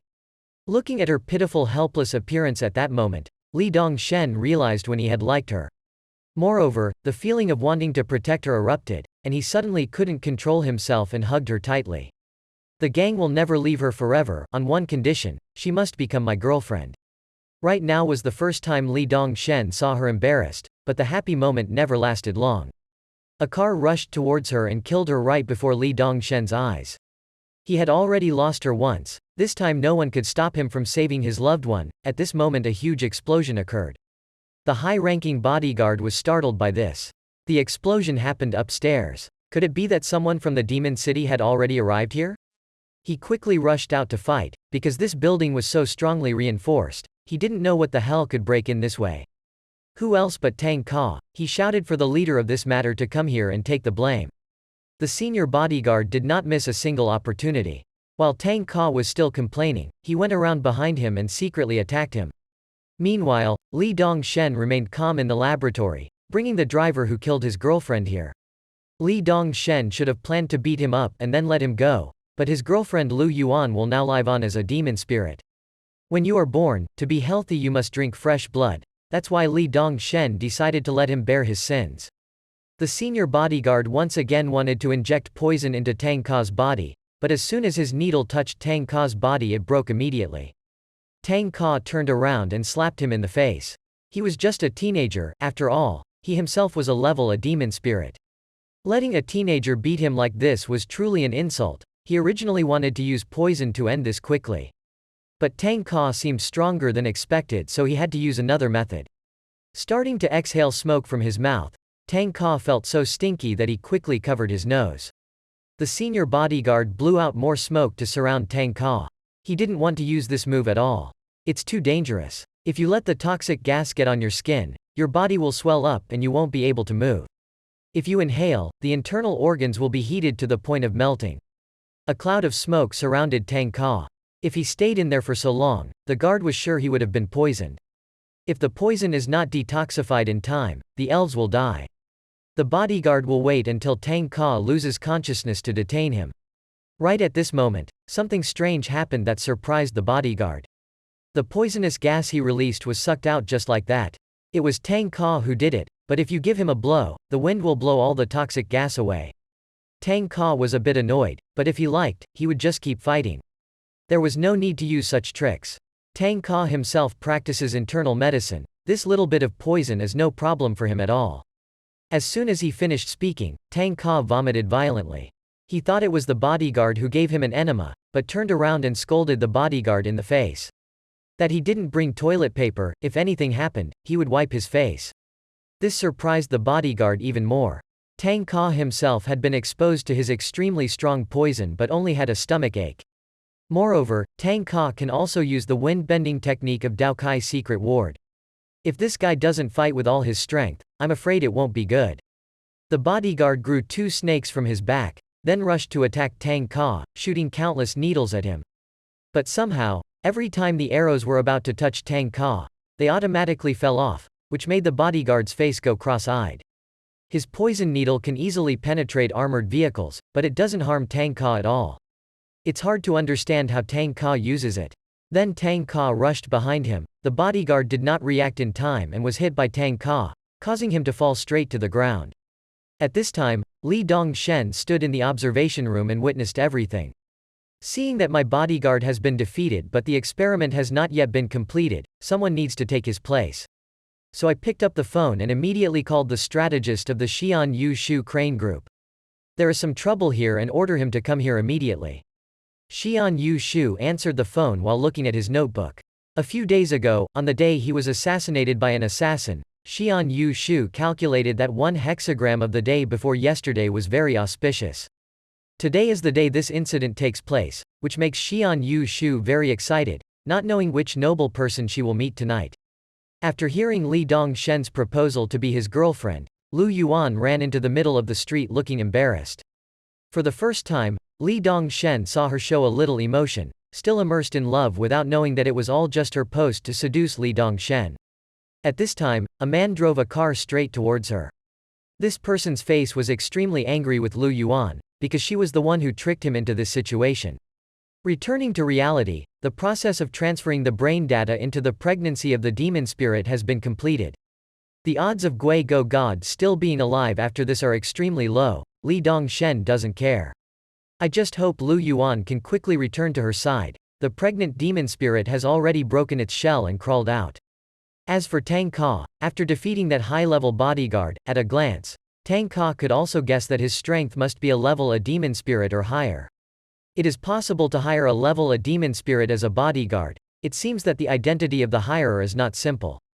But Tang Ka was not afraid but felt extremely excited. It seemed like he would gain something unexpected this time. Just as Tang Ka was about to go to the laboratory, the senior bodyguard once again stood up and attacked him. Tang Ka was secretly attacked and could not react in time, but even so, Tang Ka still remained calm and did not get hurt even a bit. This surprised Tang Ka quite a bit. He thought he only knew how to release poison, but the strength he showed was not bad at all. The bodyguard abandoned his human form and completely transformed into a demon spirit, declaring to Tang Ka's face that as long as he could still move, he would not let Tang Ka enter that door. His appearance was one giant snake.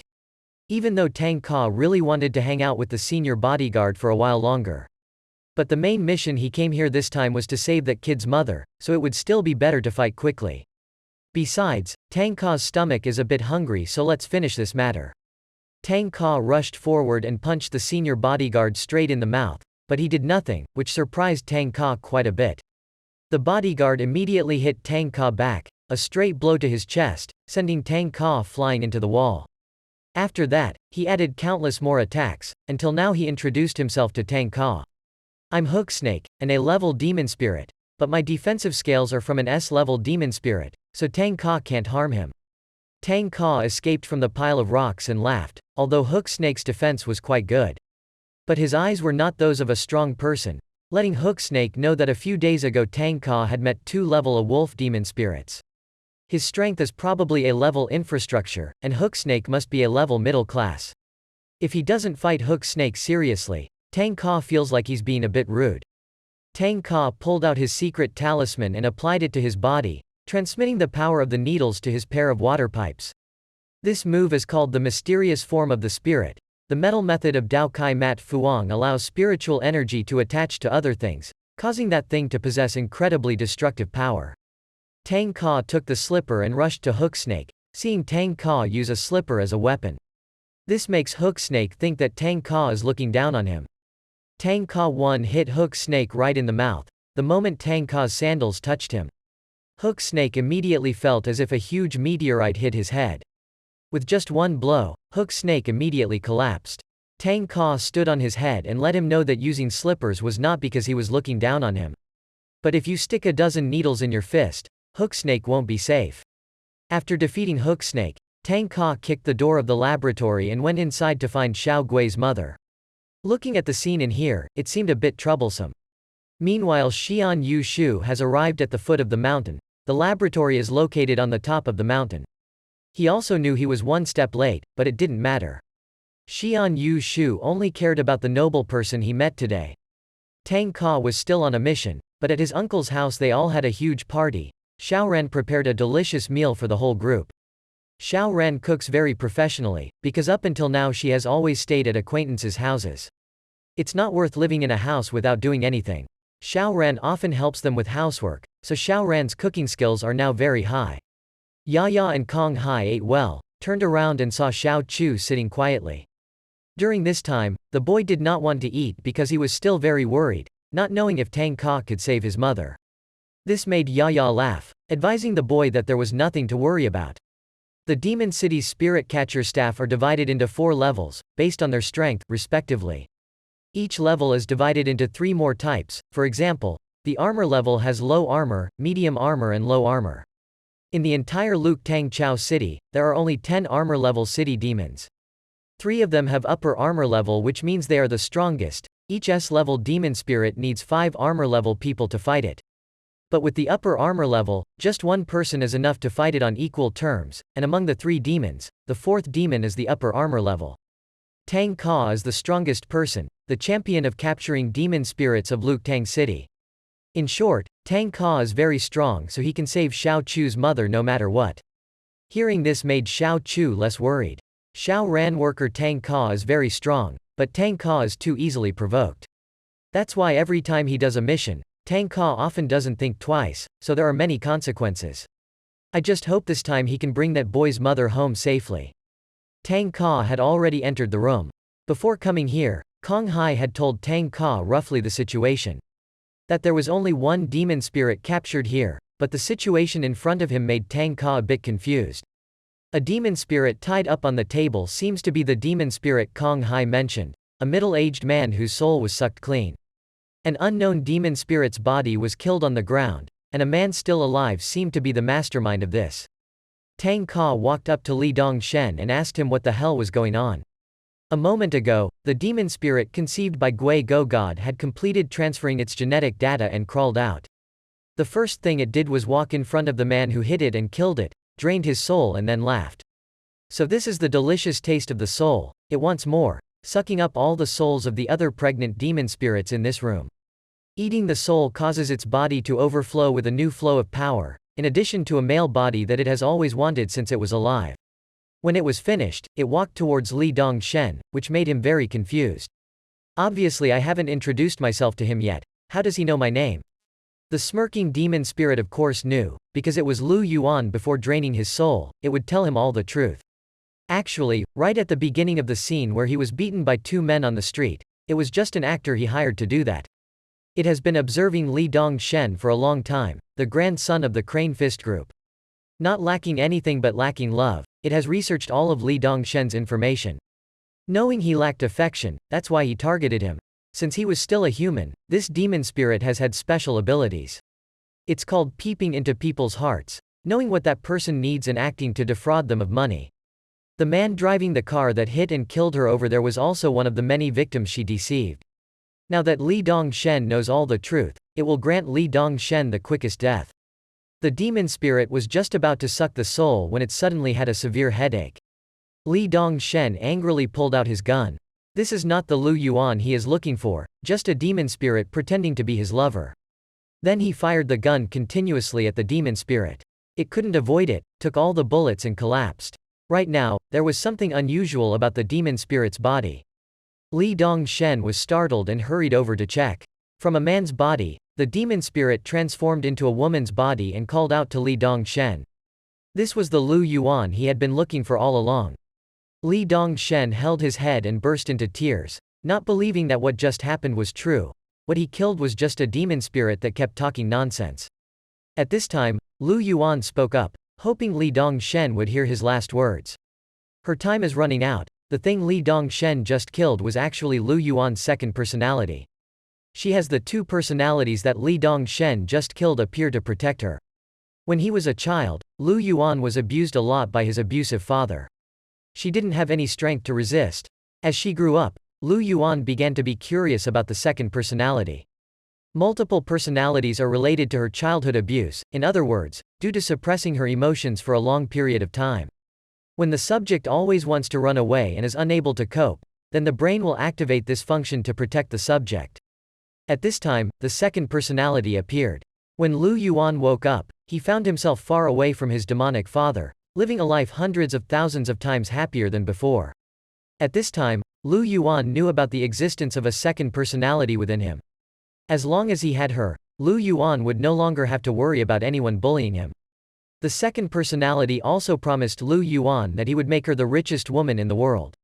At first, Lu Yuan thought it was real, but he didn't expect that the second personality would use this method of cheating other people's money and love. The second personality knows how to read minds, so he can easily control others to make them fall in love with him. Moreover, he is extremely smart and every time he tricks someone, he will change to a new identity. Lu Yuan really wants to stop this, but this personality is really too strong. On the contrary, Lu Yuan himself became a puppet. Lu Yuan absolutely hates himself now, but has no way to resist. At this time, Lu Yuan just wanted to die, until Li Dongshen appeared. The first man in the world Lu Yuan felt very good, wanted to be by his side and wanted to tell him the truth. But as soon as the words reached his mouth, the second personality stopped him. That day when Li Dongshen hugged her, she knew she was in love with him. But Li Dongshen's sympathy for him was all because the second personality knew that Li Dongshen had a very strong desire to conquer, so he gradually led him into a trap. So Lu Yuan himself felt unworthy of Li Dongshen, hoping that if there was an afterlife, they would meet again. Then Li Dongshen stopped breathing and burst into tears, hugging her even though he knew he had been tricked, but he still loved her very much. Saw the gun Li Dongshen was holding in his hand, matching the wound on the demon spirit's body. Tang Ka immediately knew that the gun's bullets were specially made bullets, and this type of bullet was only given to special people. Tang Ka wanted to know the identity of Li Dongshen was still dealing with, but at this point he didn't care. Knowing that Tang Ka was a man of love, he burst into tears and asked Tang Ka about reincarnation. Tang Ka has a hard time understanding this guy. As far as he knows, there is no such thing in this world. Hearing this made Li Dongshen even more disappointed. There was no reincarnation, and yet he personally killed the girl he loved. Li Dongshen cried so fiercely that it made Tang Ka pale in fear. This guy is crazy. It would be better to notify the demon city to solve such a troublesome matter like this. Tang Ka rushed to Gui Go God. He was being treated. Surely this was the boy's mother. Bring her back and think about it later. Just as she was about to arrive, a message came in. The first aid for Gui Go God had failed and she had no more signs of life. Tang Ka stood there with a dumbfounded look on his face. This case failed, and then he let the kid's mother die after completing the mission. Tang Ka suddenly felt something was wrong. He immediately used his golden dong to look over and smirked. With this, you can bring it back and report it to your beloved city. Right at this moment, a gunshot rang out, startling Tang Ka. Li Dongshen was so sad that he ended his life. Li Dongshen fell down and in his subconscious was reunited with Lu Yuan. This is due to Hook Snake's poisonous needle, which can create an illusion for Li Dongshen to die in the most beautiful way. Hook Snake walked forward and carried Li Dongshen's body back. His master was dead. Tang Ka also wants Hook Snake to avenge Li Dongshen. The young master is dead and now the demon city cannot accuse him anymore. Hook Snake asked Tang Ka for permission to bring his body back. At this time, Xian Yu Shu arrived even though it was very late. Xian Yu Shu walked past the bodyguard, from the moment he appeared at the crane group. Hook Snake saw that this guy was not a normal person. The young master died right before his eyes without showing any emotion at all. Xian Yu Shu turned back and reminded Hook Snake to return quickly, leaving him to take care of the matter here. Obviously Xian Yu Shu didn't do anything, but every time he met Hook Snake, he felt like he was shivering. Xian Yu Shu walked up to Tang Ka and introduced herself, hoping Tang Ka would keep today's matter a secret. As a strategist of the Crane Fist Group, Xian Yu Shu cannot let this story spread out. Otherwise, it will greatly affect the group's reputation. Tang Ka can make any request. I hope that Tang Ka will show respect to his fellow students and act gently. The mention of the words fellow classmate makes Tang Ka stunned. So this guy is the one who spread the beans into that young master's ears. This is so good. Right when Tang Ka was still in the middle of his last order, he asked Xlan Yu Shu to answer 3 questions for him. If he's honest at that point, he might consider whether to report this matter to his lover or not. First, why did he spread beans into the ears of the young master of Vong Ti Group? Second, the Fuang Tian sect has long been destroyed. Who is Master Xian Yu Shu? And finally, it is said that the Western sect only focuses on astrology and divination. But his skills are also very extraordinary. Tang Ka really wants to exchange 2 moves with him. Regarding the first question, even though Luke Tang City has 4 large corporations, the fields of the 4 corporations are different. But conflicts still cannot help but arise. As a strategist for the Xi'an Crane Group, Yu Shu has the task of helping the boss spy on other corporations. The second question is that the Fuang Tian sect has long since been destroyed, and Xi'an Yu Shu's identity cannot be revealed to Tang Ka. As for the last question, does Xi'an Yu X Lu know a bit of martial arts? As for whether his skills are extraordinary or not, this will have to be fought to know. After listening, Tang Ka took out his phone. He really wanted to help his master punish this guy, but he didn't have time right now. So within 2 minutes, if Xi'an Yu Shu can fend him off, Tang Ka promises not to talk about it outside today. There is a rule in the sect that you cannot fight with each other, but a few days ago Xiao Yu X Lu picked up a demon. Today was a great hexagram, so he agreed to fight Tang Ka, but in just 2 minutes Tang Ka wanted to defeat him. It's really underestimating him. Tang Ka doesn't care. Just try it and you'll know right away that he'll rush to attack Xiao Yu Shu. A straight punch to Xiao Yu X Lu's mouth that he blocked. Tang Ka instantly found himself standing very far away from him. This made Tang Ka a bit confused. He had clearly hit his hand just now. Xian Yu Shu didn't move at all, and why the hell was Tang Ka pushed away like this? Around where Tang Ka stood, the sky became pitch black. Just now Xian Yu X Lu formed a seal very quickly. This was definitely his technique. Currently, it is only considered that Xian Yu Shu can teleport at will within this range, but other abilities need to be observed further. Xian Yu Shu raised his hand, startling Tang Ka. What other move was there? In the blink of an eye, Xian Yu Shu was standing next to Tang Ka, and punched him in the face. Tang Ka thought that Xian Yu Shu could change his position at will, but Tang Ka mistakenly thought that Xian Yu Shu could do everything. While teleporting Tang Ka's position, he can also teleport himself. Xian Yu Shu appeared in front of Tang Ka again, then kicked him in the chest. Having received 2 straight blows but Tang Ka did not do anything, Xian Yu Shu immediately realized that this was the golden light mantra to protect his body. Tang Ka is still young and has already cultivated to this level. Tang Ka just smirked and he despised Xian Yu Shu. Then there were dozens of thunders that startled Xian Yu Shu. A person of the Dao Kai secret ward at the age of 30 could practice and master a type of seal art and was already considered a genius. However, Tang Ka can use 2 types of magic, and even without a medium, he can only rely on himself to attack lightning. Tang Ka is very confident now that he himself is enveloped in lightning. Xian Yu Shu can't touch you. Xian Yu Shu was even more excited. As expected, Tang Ka was very strong. She wanted to try to tell Tang Ka a hexagram. But Tang Ka didn't care, thinking that Xian Yu Shu was too weak. If you hadn't pulled your hand back just now, you would have beaten him to death. Xian Yu Shu immediately turned back on the rules set by Tang Ka. He didn't need to fight Tang Ka at all, he just needed to last 2 minutes and he won. Just mentioning it made Tang Ka realize that with Xian Yu Shu's ability, he wouldn't be able to catch him. If you continue like this, you will lose. You will have no choice but to use this trick. Hoping that there wouldn't be any too serious consequences, Tang Ka used his strength to pull out 3 thunderstorms. Xian Yu Shu was really surprised. The lightning seal technique had such high damage that Tang Ka also knew how to use. It's just that no matter how high the damage is, if it doesn't hit, it means nothing. Xian Yu Shu moved and changed position continuously in front of Tang Ka. Tang Ka laughed. Why did he think that he would use magic on him? Then he aimed straight at the sky and shot. The black screen Xian Yu Shu created completely collapsed after this attack. Tang Ka's 3 thunderbolts shot straight into the sky and exploded loudly, hitting every child at a very high distance. He also discovered this while playing video games and saw thunder shooting out from the ground, making the boy very surprised and curious. I quickly called my mother to show off, but she didn't care. She just saw that the kid was playing video games and not studying. After the lightning seal attack, the roof of the laboratory was completely destroyed by Tang Ka. Seeing the entire sky outside made Xian Yu Shu exclaim that if that move hit him, it was unlikely that Xian Yu Shu would be saved. Tang Ka didn't care because he had no intention of killing him either. Now that Xian Yu Shu's black spell has been broken, let's see how long he can dodge. Tang Ka rushed to attack. Xian Yu Shu also immediately performed a new secret technique, called Kai Kai Kai, and countless threads began to appear from Tang Ka's body. Pulling straight up the formation on top of his head, Tang Ka knew that but he had the golden light spell to protect him. No matter what the effect of this technique was, he rushed forward to attack Xian Yu Shu.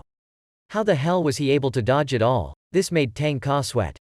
Obviously your speed is much faster than his. How the hell could Xian Yu Shu avoid it?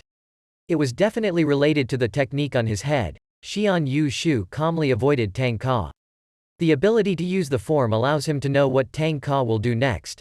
Tang Ka will use the technique in the near future.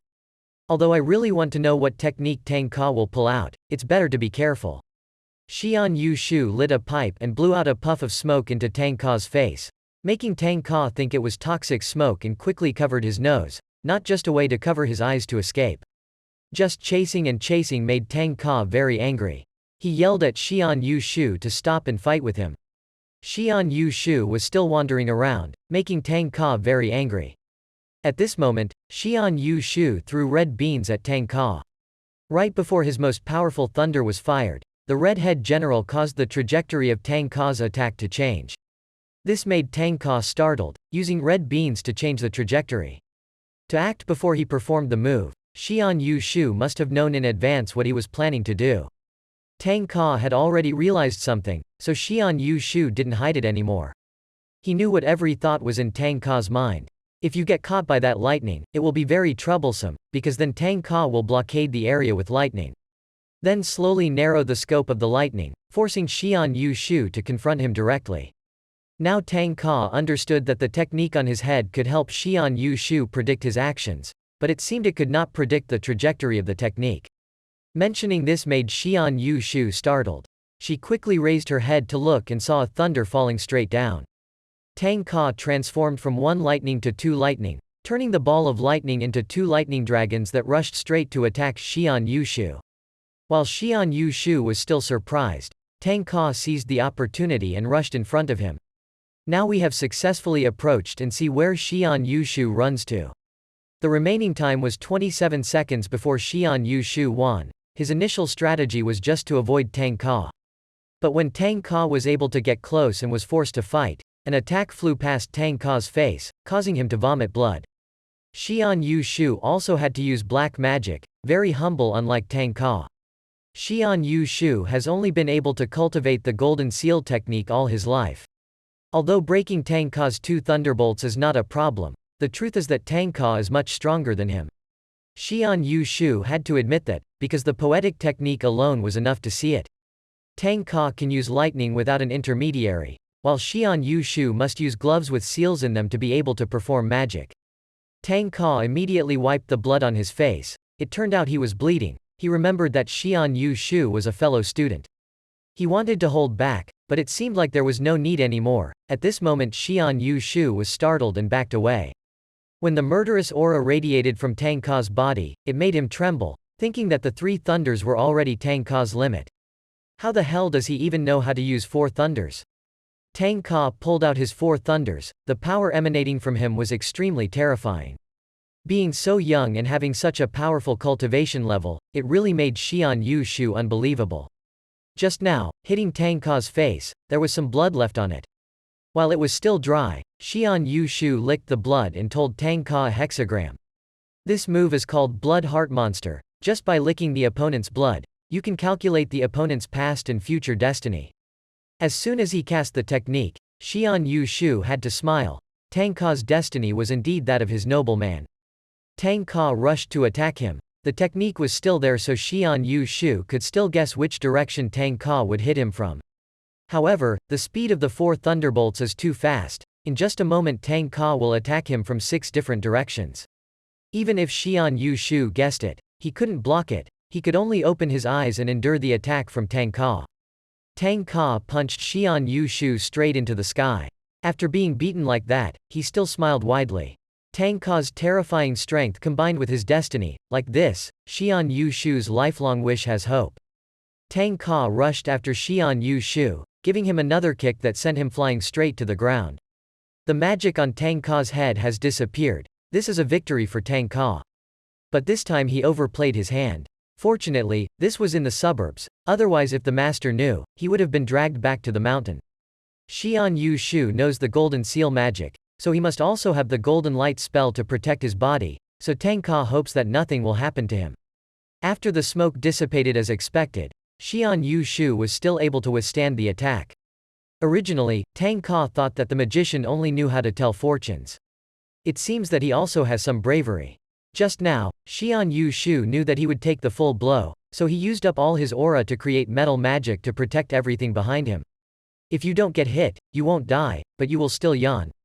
Even though he was out of spirit, Xian Yu Shu still tried to stand up, startling Tang Ka, advising him not to try anymore. Even though the golden seal technique helps Xian Yu Lu protect his back, the shock force can still press into his internal organs. Why the hell did Xian Yu Shu still try to get up, even though he advised her to stop him? Tang Ka turned pale and begged him to lie still for him, but if he died on the boat, he would be dragged back to the mountain. Anyway, the matter is over. Risking your life for the boss is not worth it at all. This made Xian Yu Shu laugh at the stories of the Crane Group. Now it's no longer important to him. The reason he tries so hard is because of Tang Ka. Right now, the 2-minute time limit has passed. Tang Ka has lost this bet. As Tang Ka initially said, as long as he can last 2 minutes, Tang Ka's requests will be within his control. Now Xian Yu Shu doesn't care if Tang Ka reports this or not, his request is only one. Xian Yu Shu approached Tang Ka and asked to be his teammate. This made Tang Ka a bit confused. Just now he was determined not to let him report this to the Demon City. Now let's ignore it. Is it because you beat me to the point of being stupid? Xian Yu Shu affirmed that he is currently very alert and that the Demon City has allowed everyone to form a team to capture demon spirits. Promise Tang Ka that you will only help, and that you won't get a single penny from any commission. Tang Ka always refused, seeing that Xian Yu Shu was crazy. Working as a strategist for the Crane Group, no matter how much money he got, he wanted to help him. Moreover, Xian Yu Shu is not a member of the Demon City, so he cannot do missions with him. Xian Yu Shu has already figured this out. Currently, he is the only magical wizard in the world. Applying to join the Demon City was no problem. Seeing that Tang Ka seemed a bit awkward, Xian Yu Shu proposed a deal with him. Promise to help Tang Ka solve problems over the years, but in return let him join your team. Then, allowing Tang Ka to see the divination ability of the fairy sect, Tang Ka's entire past was read by Xian Yu Shu. There are many more interesting things, but for now Xian Yu X Lu can only reveal a little to Tang Ka. Xian Yu Shu leaned on Tang Ka and told him his true identity, then fainted and Tang Ka quickly hugged him back. Coincidentally, Xian Yu Shu's house is located right above Tang Ka's house. There are two demon spirits standing from afar observing Tang Ka. Their mission is to dare to kill Tang Ka, and his terrifying strength makes them afraid. As expected of being the leader of the Demon City, so strong that they guessed what Tang Ka had just shown. It's not even your true strength, this makes the one-eyed demon spirit so scared. Remind your teammates to leave immediately or if Tang Ka finds out, they will surely die. But the winged demon spirit stopped it. It sensed another ray of aura in this area. It turned out to be a demon spirit conceived from Gui Go God. It had the ability to regenerate without even knowing it. It feels much stronger after being reborn, and the weak personality Luo Yuan has also disappeared. This is enough to thank that young master, because at first he was just Luo Yuan's secondary personality. But now it has successfully changed direction, and moreover, it has obtained the male demon body that it has always wished for. While preparing to celebrate, two demon spirits landed in front of it. The winged demon spirit can already be guessed at its entire demon transformation process just by looking at it. It is a combination of the Gui Go God demon spirit and experiments. Although it is now only a B-level demon spirit, its maturity attributes are very high. This cat demon spirit has 9 lives. Each time it is reborn, its strength increases greatly. Based on the demon spirit from now on, when it is reborn to its final life, its strength will approach that of an S-level demon spirit. Then the two new demon spirits introduced themselves to the cat demon spirit. The one-sided demon spirit was Go Xian, the C-level demon spirit. As for the winged demon spirit, it is a B-level Shu demon spirit. Go Xian's ability is extremely strong observation that can see everything within a radius of 100 miles. Er's ability is to observe spiritual energy, being able to judge the strength and weakness of all things. Their goal is currently to dare to kill a human, but they accidentally discovered a demon spirit cat. Just found out that their team has an empty slot and wants to invite the spirit cat demon to join them. After all, the demon spirit cat has just turned into a demon and needs a place to return and take refuge. After hearing that, the cat spirit demon burst out laughing. He had only said a few sentences, but he still wanted him to believe it. So what if it doesn't agree? The demon spirit Shu is very calm. It has no chance to refuse, because Shu has let the demon spirit cats know of their existence. Plus a special ability that not everyone knows about: if it refuses it will have to die. Hearing this made the demon spirit cat laugh even harder, thinking that a demon spirit cat had the ability to observe. Plus a judgment demon spirit, they're just small soldiers but they still want to defeat it. Just when the demon spirit cat wanted to test its new strength, it was immediately satisfied. Shu rushed straight in front of it. Before it could react, its head rolled to the ground. The demon spirit cat's regeneration speed this time was much faster than last time, but its head still rolled on the ground. Shu approached and asked it to join the team, only then could it reattach its head. Or if you resist, your head will be thrown into the sea forever, unable to be reborn again. All the demon spirit cats had to agree. Shu turned around and left, reminding it to quickly follow her. Go to the military and complete the test before you are eligible to join the team. Go this time it was much stronger and could defeat both Shu and Go Xian. According to the amount of demon, the demon spirit cat is now a level a demon spirit. There are also S ranks above. The demon spirit cat really wanted to know how strong S ranks were, so he agreed to join their team. But first we must tell him the name of their boss. However, it was Boen, the mortal enemy of the demon spirit mummy, while Tang Ka had returned home. Kid Xian Chu's mother had already chanted, but she knew the reincarnation technique, so Tang Ka had already collected her soul in the bridge. Wait until she breaks the bridge and reincarnates into a demon spirit, then ask Xian Chu to take care of her. Xian Chu quickly received the ball. It was indeed the aura of its mother and thanked Tang Ka profusely. Xiao ran to see if Tang Ka was hungry and reheated the food for him, but Tang Ka didn't care and went straight to his room. It was the first time Xiao Ran saw him so serious, making Xiao Ran guess that something must have happened. Kong Hai comforted Xian Chu. No need to worry about her coming back to report to the demon spirit. Finding someone who dared to protect the boy, Tang Ka went straight to his room. After hearing the story from Xian Yu Shu, he learned a shocking secret. Xian Yu Shu was taken home by Tang Ka and his wound was cleaned. Then he went to his master's spirit tablet and told him that he had met a noble person today. Tang Ka's destiny is filled with the aura of an emperor. As long as he favors him, the lifelong wish of the Fuang Tian sect will hopefully be fulfilled. Tang Ka lay quietly in the room, wanting to sleep, but every time he remembered what Xian Yu Shu said, he scratched his head. He didn't believe his master would trick him, but thinking back, Xian Yu Shu had no reason to trick him. If what Xian Yu Shu said was true, then why did his master hide his true identity? Rather than sitting here guessing, it's better to go see Xian Yu Shu yourself tomorrow and ask for answers. A little bit of Tang Ka's past, when he was still young and lived in the mountains with his master. Yi Chuan was fishing when Tang Ka caught a very big wild boar and ran to show him that he wanted to eat this wild boar. Yi Chuan was angry again and forced him to release it back into the forest, not because its meat was not delicious, but because the wild boar also has its family. Once Tang Ka eats it, what will its cubs do? Tang Ka then sat next to his master, curious about his parents. The mention made Yi Chuan sweat, hastily claiming that he himself didn't know who Tang Ka's parents were. When Tang Ka was very young, he picked him up in front of the temple, thinking that Tang Ka's parents were suffering something, so he let him take care of him. Yi Chuan also searched for them but to no avail. Seeing that Tang Ka looked a bit sad, Yi Chuan quickly encouraged the boy. The world under the mountain is much crueler than up here, so Tang Ka has nothing to be sad about. Moreover, wouldn't it be fun to stay with him? Tang Ka's eyes lit up as he looked at his master, thinking that if his parents had asked him to take care of him, then wouldn't Yi Chuan be his father? Hearing this made Yi Chuan sneer. This was natural because he was the one who raised him. But master is still master. Yi Chuan does not allow Tang Ka to call him father. Meanwhile, at the command room, Commander Han Long roughly recounted the situation to Zhu Lang.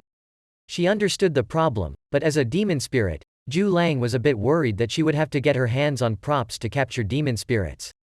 Han Long already has his superiors agreeing to this. Zhu Lang will soon have to seek fame. They had long heard of Zhu Lang's reputation and space magic. This time she had help in the upcoming project. Han Long was sure they would welcome her. Right at this moment Yi Chuan appeared. Zhu Lang hurriedly greeted him, but Yi Chuan didn't pay much attention. Remind Zhu Lang that there are no outsiders here, and there is no need to do anything between them. Then he proceeded to tease Han Long, causing her to angrily pull out a gun and shoot continuously at Yi Chuan. Of course there was nothing wrong with him. This time he was urgently summoned to Love City. Yi Chuan has also roughly guessed the situation. This time is not only related to the City of Love, but it is also related to the safety of all humanity. First of all, we have to mention the presence of the Third World's version of the Heavenly Seal. Specifically, Han Long was about to say something when Zhu Lang stopped him.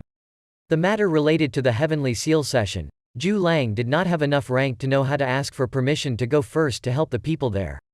Han Long tried to stop her, because Zhu Lang was not an outsider and Zhu Lang could very well help with this matter. But Zhu Lang still firmly refused. It would be good for humanity to be able to live peacefully with demon spirits. To maintain that, following the law is essential, Zhu Lang does not want to break the law most of all. With Yi Chuan here, she believes that he will help her solve this problem easily. After Zhu Lang left, Han Long also immediately got down to business, reminding teacher Yi Chuan to quickly follow him to a place, and had to do it quickly because his superiors were still waiting for her to report back on the situation. Commander Han Long took Master Yi Chuan 2,000 meters underground. Only after confirming their identity are they allowed to enter this room. As Master Yi Chuan knows, the energy in the heavenly seal comes from the spirit of the patriarch. Creation of the secret ward of creation. Time to test the energy of the recent castration session. From start to finish there were no signs of deterioration at all. However, the last time Tang Ka ran in there to save Xiao Ran, his energy index fluctuated. Although the index quickly returned to normal signs, it is still better to be careful. Because only Master Yi Chuan was qualified to touch the heavenly seal, Han Long called him down here to check to make sure. Yi Chuan immediately burst out laughing after hearing this. This is really too strange. Because the patriarch's secret method is eternal, no matter how much time passes, the spirit inside will definitely not decrease at all. Yi Chuan was certain that this matter had nothing to do with Tang Ka, because the supreme magic weapon like the heavenly seal could not be shaken by just the two of them. As for the truth, we still have to check to know. Yi Chuan reminded Han Long to stand still and observe, because the spiritual energy inside the heavenly seal was extremely terrifying. Even though Han Long is not a demon spirit, he is more or less affected. Yi Chuan then came to the initial formation and placed the heavenly seal in front of Han Long. The aura emitted from it made Han Long sweat. Even if she stood at a great distance, the aura emitted from it made Han Long have difficulty breathing. This was the first time Han Long saw the legendary magic weapon. Yi Chuan came first and used the golden dong to investigate. Then he quickly returned to inform Han Long, and quickly returned to inform the capital to prepare for the highest level of fighting spirit. Because inside the heavenly seal, there is a demon spirit trying to break the heavenly seal's barrier, and he has successfully destroyed a very small hole. But it's okay, the heavenly seal has automatically patched up the broken piece. Next, I have to ask Yi Chuan to stay here and reinforce the barrier. Inside the heavenly seal, a headless demon spirit had also begun to act. Because Han Long had to call Yi Chuan to reinforce the heavenly seal barrier, which was part of its 1,000-year plan, now their historic moment has come. The next morning Xian Yu Shu waited for Tang Ka since early morning, because he knew Tang Ka would come looking for him anyway. Before that, I had to answer the phone call. It was from the boss of the Crane Group. He wanted to ask Xian Yu Shu to help him do some things, but Xian Yu Shu immediately refused, letting them know that from now on he would no longer work for the Crane Guessing Group. Then, he used red beans to throw the phone far away. Xian Yu Shu has never used technology before. The phone is an exception for the boss to contact you in an emergency. Now you don't need to work for the Crane Corporation anymore. Du Xian Yu Shu is now Tang Ka's partner, about the real reason he wants to cooperate with Tang Ka. Because through Tang Ka, he will fulfill his lifelong wish. In return, Tang Ka will know his own identity clearly if he cooperates with him. However, Xian Yu Shu cannot currently divine Tang Ka's entire identity, because he still lacks something called Tang Ka's trust in him. That's why if Tang Ka wants to know his true identity, he must become his partner.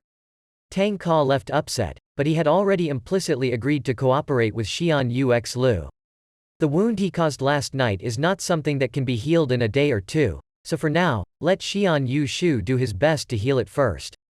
When it came time to talk about cooperation, Tang Ka couldn't understand why his master tried so hard to hide his identity.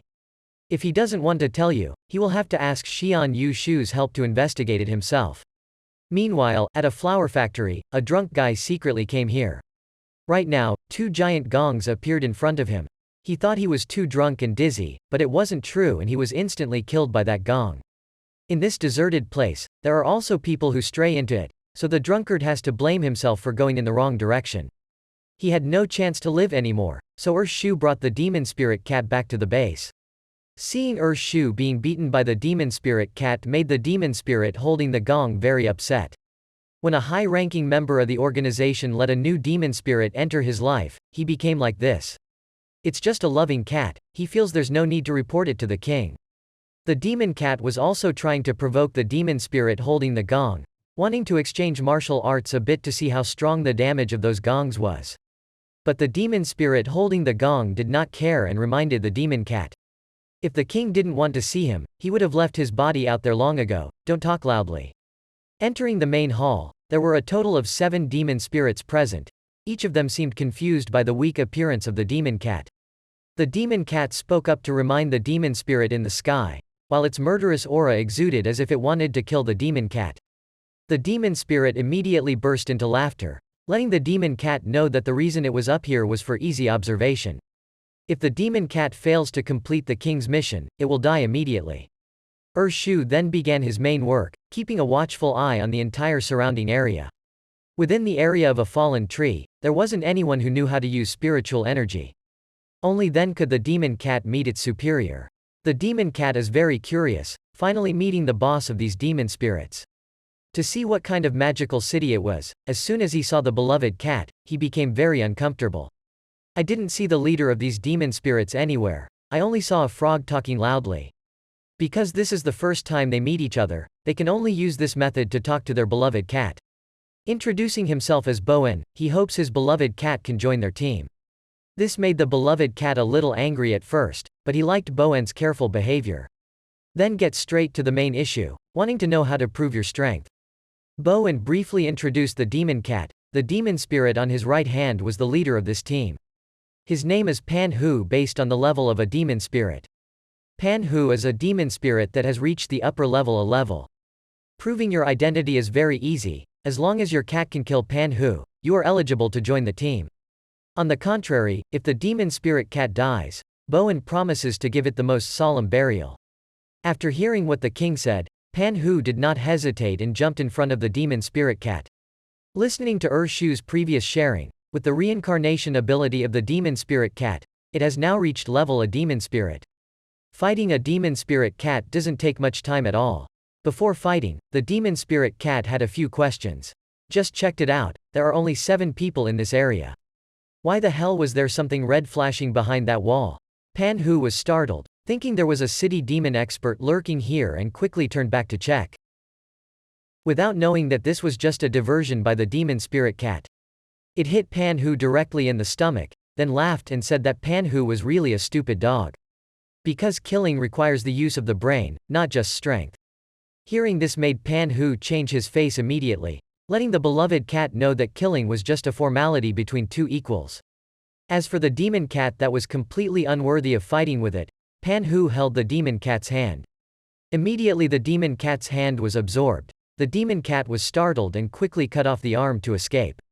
Pan Hu didn't give it that chance. He rushed to pursue, and this time he grabbed the cat's leg. Facing Pan Hu's murderous intent made the beloved cat sweat. Originally, he thought that being at the same level would be equal to Pan Hu, but he didn't expect that there would be such a big difference in strength. Now, in the cat's brain, there is only one idea: it must run. Pan Hu pulled the demon cat back and punched it straight in the face, even though it had only just become a demon not long ago. But what the beloved cat currently lacks most is fighting ability. Facing the brink of life and death, the cat's instincts were once again awakened. A punch straight to the face of a beloved cat and it was fine. Just now facing Pan Hu's terrifying aura made him forget that he himself had abilities. With just a little brainstorming, Pan Hu was completely unable to touch it, and the demon cat separated its body and escaped from Hu. This made Pan Hu and the other demon spirits think that Pan's demon cat wanted to run away. They were about to surround and capture it when the demon cat stopped. It had no intention of running away. Thanks to Pan Hu, it had already realized its own abilities. Yesterday when the young master killed him in the laboratory, when he revived, he found himself crushed in a pile of waste. To escape from there, it gained the ability to liquefy, then was killed by Shu to reconnect its head. It received another super healing ability. After being revived, the demon cat was killed again by Shu. At this time, it wanted to improve its own fighting ability. Sure enough, when it revived itself, the beloved cat was able to turn its body into a weapon. From there, it can be deduced that each time it revives, it is allowed to choose one type of ability for itself. Shu was startled when he heard it, from the beginning when he considered the spirit of the beloved cat. He could only guess that the strength of the demon cat's 9th life would be an S-class demon spirit, but who would have thought that the demon cat's ability would be so perverted? Moreover, it is too agile, keeping it on the team will definitely be an unpredictable danger. Pan Hu didn't care about what the beloved cat just said. It had absolutely no meaning in this battle at all. As for the beloved cat, he felt very involved, stiffened his hand and stabbed it straight in the head. The actions of this demon cat surprised all the demon spirits. While the beloved cat had not yet revived, they advised Pan Hu to absorb it as well. Pan Hu immediately refused that such a petty action was not his style. The demon cat revived his whole body and turned into a membrane to attack Pan Hu. Knowing full well that if Pan Hu touched it, it would be absorbed, but the beloved cat still rushed forward, making Pan Hu immediately recognize it. The cat's new ability is somehow similar to its absorption ability. Pan Hu immediately laughed. If the demon cat wanted to fight, it would still let out its spirit. Receiving the cat's attack, a huge tornado occurred. The monarch quickly reminded Shu to check the situation. According to Shu, it seemed like the demon cat was trying to absorb Minister Pan Hu. And Minister Pan Hu was also absorbing it. The spiritual energy in the energy ball those two people created was too chaotic. For the time being, it was impossible to know who would have the upper hand. The demon spirit holding the gong was a bit worried and turned back to look at his superior. Bowen knew exactly what he was thinking, so he reminded them not to worry. Pan Hu is Bowen's team's confidant and will definitely not see it die like that, and in the past, Pan Hu was still a demon spirit standing above 10,000 people. With extreme fighting ability, it certainly won't lose to a beloved cat just starting out in life. The battle came to an end as Bowen predicted. Pan Hu was indeed the winner in the battle of mutual absorption. As for the demon spirit cat, Pan Hu distorted it into a ball. Even so, with 9 lives, it cannot die for the time being. The realm has already reached the level of a mid-level demon spirit. Currently, the demon cat has exhausted its spirit energy. Unless it comes back to life again, it will be difficult to fight anymore. Then he turned back to look at his superior. As long as Bowen gave an order, the beloved cat would die immediately. But the king sees that this is enough. The demon cat's resurrection potential is very rare and can help the team in dangerous missions. So Bowen agreed to have a place to return for his beloved cat to join the team. One thing for sure. If it stays in the team, its fighting ability will improve as soon as possible. Above all, there are teammates willing to protect it.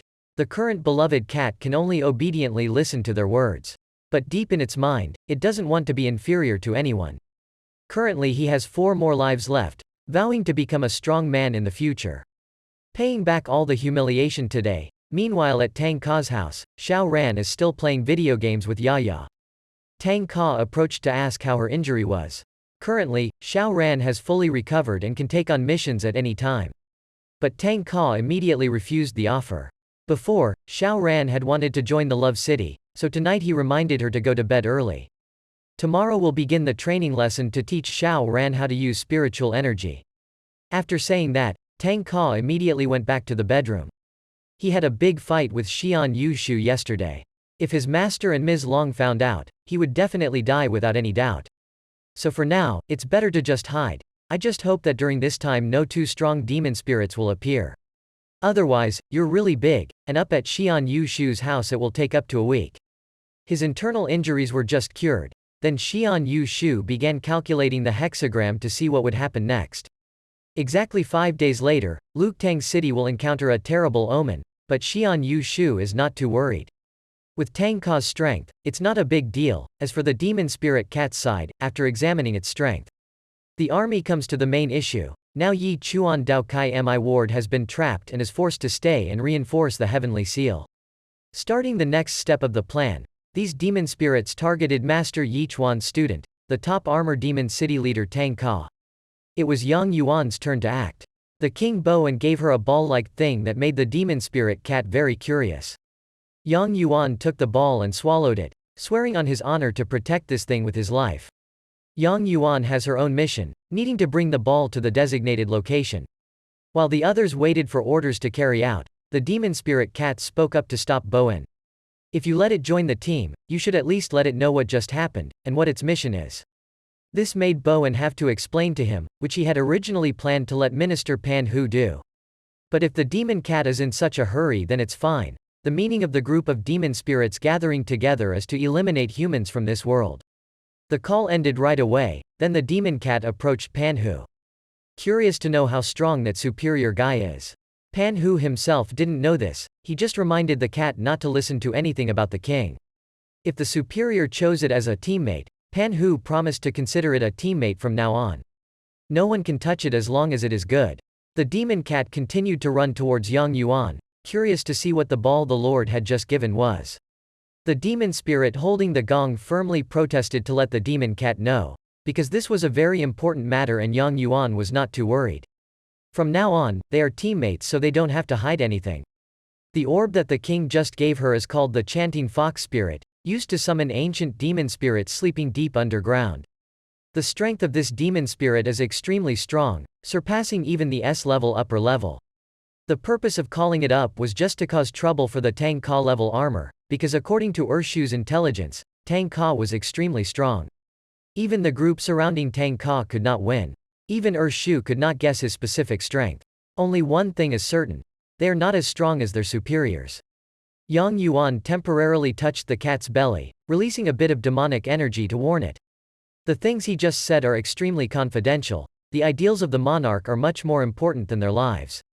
If anyone dares to ruin the king's plans, Yang Yuan vows to devour that person.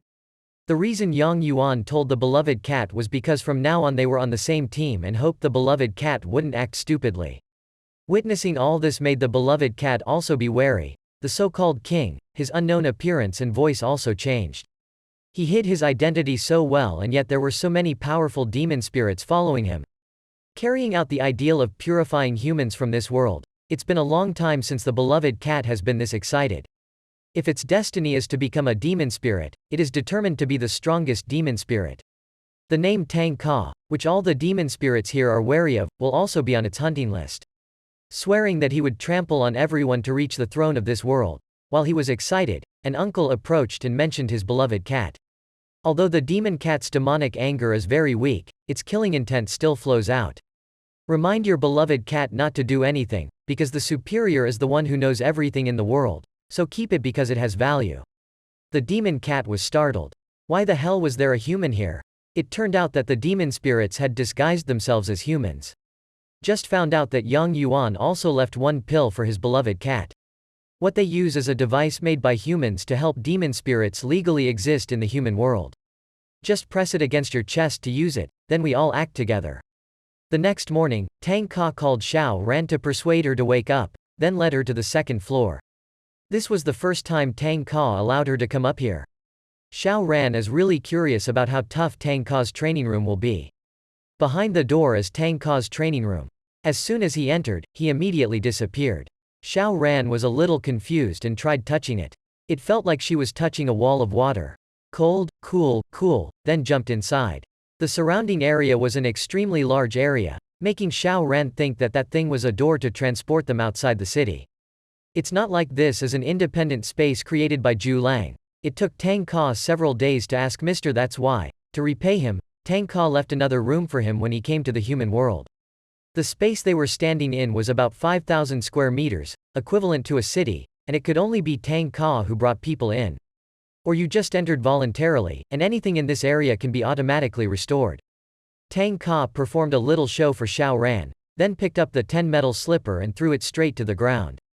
Just throwing one sandal, but its power is already extremely terrifying. Let's just briefly introduce it here. Now it's time for Tang Ka to teach her how to use spiritual breath, but an hour has passed and Tang Ka still doesn't know how to teach her. Xiao Ran lay there and waited, with the notion that she and Tang Ka did not know each other. But he still let her eat and sleep at his house for free. This kindness was so great that Xiao Ran had to quickly become a lover. To repay him, she still hasn't forgotten about having to take revenge on the mother who abandoned her. By now, Tang Ka had finished thinking about it. Looking back, he didn't know how to use spiritual energy. Because since he was a child, Tang Ka already had his own spirit, so he didn't know how to teach Xiao Ran, so he would find someone else to come here and teach her. Tang Ka immediately called Xian Yu Shu to come and teach Tang Ka that when meeting a girl, you must be elegant. Xian Yu Shu immediately gave Xiao Ran a rose. Introducing herself as Tang Ka's friend. If she's Tang Ka's friend, Xiao Ran is pretty sure she's not the average person. But facing this man who looked so elegant made Xiao Ran's spine cold. Tang Ka left everything to Xian Yu Shu and ran off to play video games. First, he will explain a little more specifically about the spirit to her. Simply put, spiritual energy is like human blood, flowing throughout the body, and human health is closely related to it. Xiao Ran was a bit confused because Tang Ka had already briefly explained before. The spiritual energy in the body will be locked, it can only be activated by birth. Or you have to rely on practice to unlock it. This is true, even if there is a lock, there is still a little bit of spirit flowing in the body. But these spirit breaths are completely useless. To make it easier to understand, Xian Yu Shu took the flower in Xiao Ran's hand. Everything in this world has spiritual energy, but if you just suck out all the spiritual energy from a flower, it will wither immediately. Next, how can Xiao Ran activate the spiritual breath? Xian Yu Shu is divided into 4 stages. First, offense is the spirit that automatically emitted in the human body. Second, qi is a spiritual energy that can only be activated by cultivation. Next, practice is the ability of the person possessing the spiritual energy to form, after they have successfully activated the spiritual energy locked in the body. Finally, uncle after having his own abilities. Continue cultivating to become stronger. In order for Xiao Ran to cultivate her spirit, she must start from the past. Xian Yu Shu has a way for her to feel aura faster than usual, which is to give Xiao Ran a bit of his aura. Remind Xiao Ran to close her eyes and eliminate the negative thoughts in her body. Only then can she feel the spirit most clearly. Hearing these things made Xiao Ran sweat. It's exactly like the scene where martial arts masters teach martial arts in movies. Can you really believe it? Xian Yu Shu began to inject spiritual energy into Xiao Ran's body. At this moment, he felt something was wrong and was thrown back. What just pushed Xian Yu Shu away was demonic energy. Why the hell did Xiao Ran, who was clearly human, have demonic energy in her body? Although Xian Yu Shu's injuries have been completely cured, the demon energy in Xiao Ran's body is extremely strong and can repel his spiritual energy. It seems that this girl's background is not simple at all. Seeing that Xian Yu Shu was injured, Xiao Ran quickly ran back to check. It was nothing serious. First, Xian Yu Shu wanted to know about the amount of demon energy in Xiao Ran's body first. Talking about it makes Xiao Ran a bit annoyed. She asked someone to teach her but was too lazy to explain the situation clearly. Then he had to explain to Xian Yu Shu himself. He knew Mummy was an extremely powerful S-class demon spirit. Now that it has been sealed in Xiao Ran's body, if she can teach Xiao Ran how to use spiritual energy, she may even be able to borrow Mummy's power. At that time, add the power of Tang Ka and the support of the demon spirit Mummy. Tang Ka will definitely become king. Returning to the issue of political science and spirituality. Because there is Mummy in Xiao Ran's body, she can learn how to use spiritual energy faster than normal people. But before that, we need to explain why the demon spirit Mummy can still awaken even though it was sealed by Tang Ka. Xiao Ran has been wondering about this for a long time. Then Xian Yu Shu asked Xiao Ran for a drop of blood to calculate the hexagram. Xiao Ran gave it without any hesitation.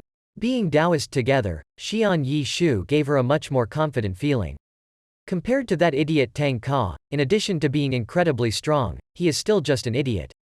After calculating the hexagram for Xiao Ran, Xian Yu Shu suddenly burst into tears, because he saw what was in her. There are 2 types of demon spirit consciousness. In Xiao Ran's body, there are 2 types of mummy consciousness, one has been sealed and the other has nothing to do with it.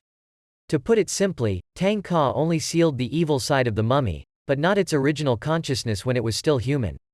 Talking about it makes Xiao Ran remember what happened before. When she and Tang Ka entered the abandoned house, a faceless kid stopped her. Xian Yu Shu's ability allows him to see fragments of the other person's memories, so he knows the existence of that consciousness. His name is Su Yi Chao, he was sold out by his best friend so he turned into mummy. Xian Yu Shu doesn't know exactly what happened. She only knows that Su Yi Chao's friend's name is Bowen. To summarize, Tang Ka only sealed the mummy's malice, but that accidentally divided the mummy's consciousness into 2 parts. Xiao Ran was a little worried that if she still had a part of her consciousness, wouldn't she once again have her consciousness taken over?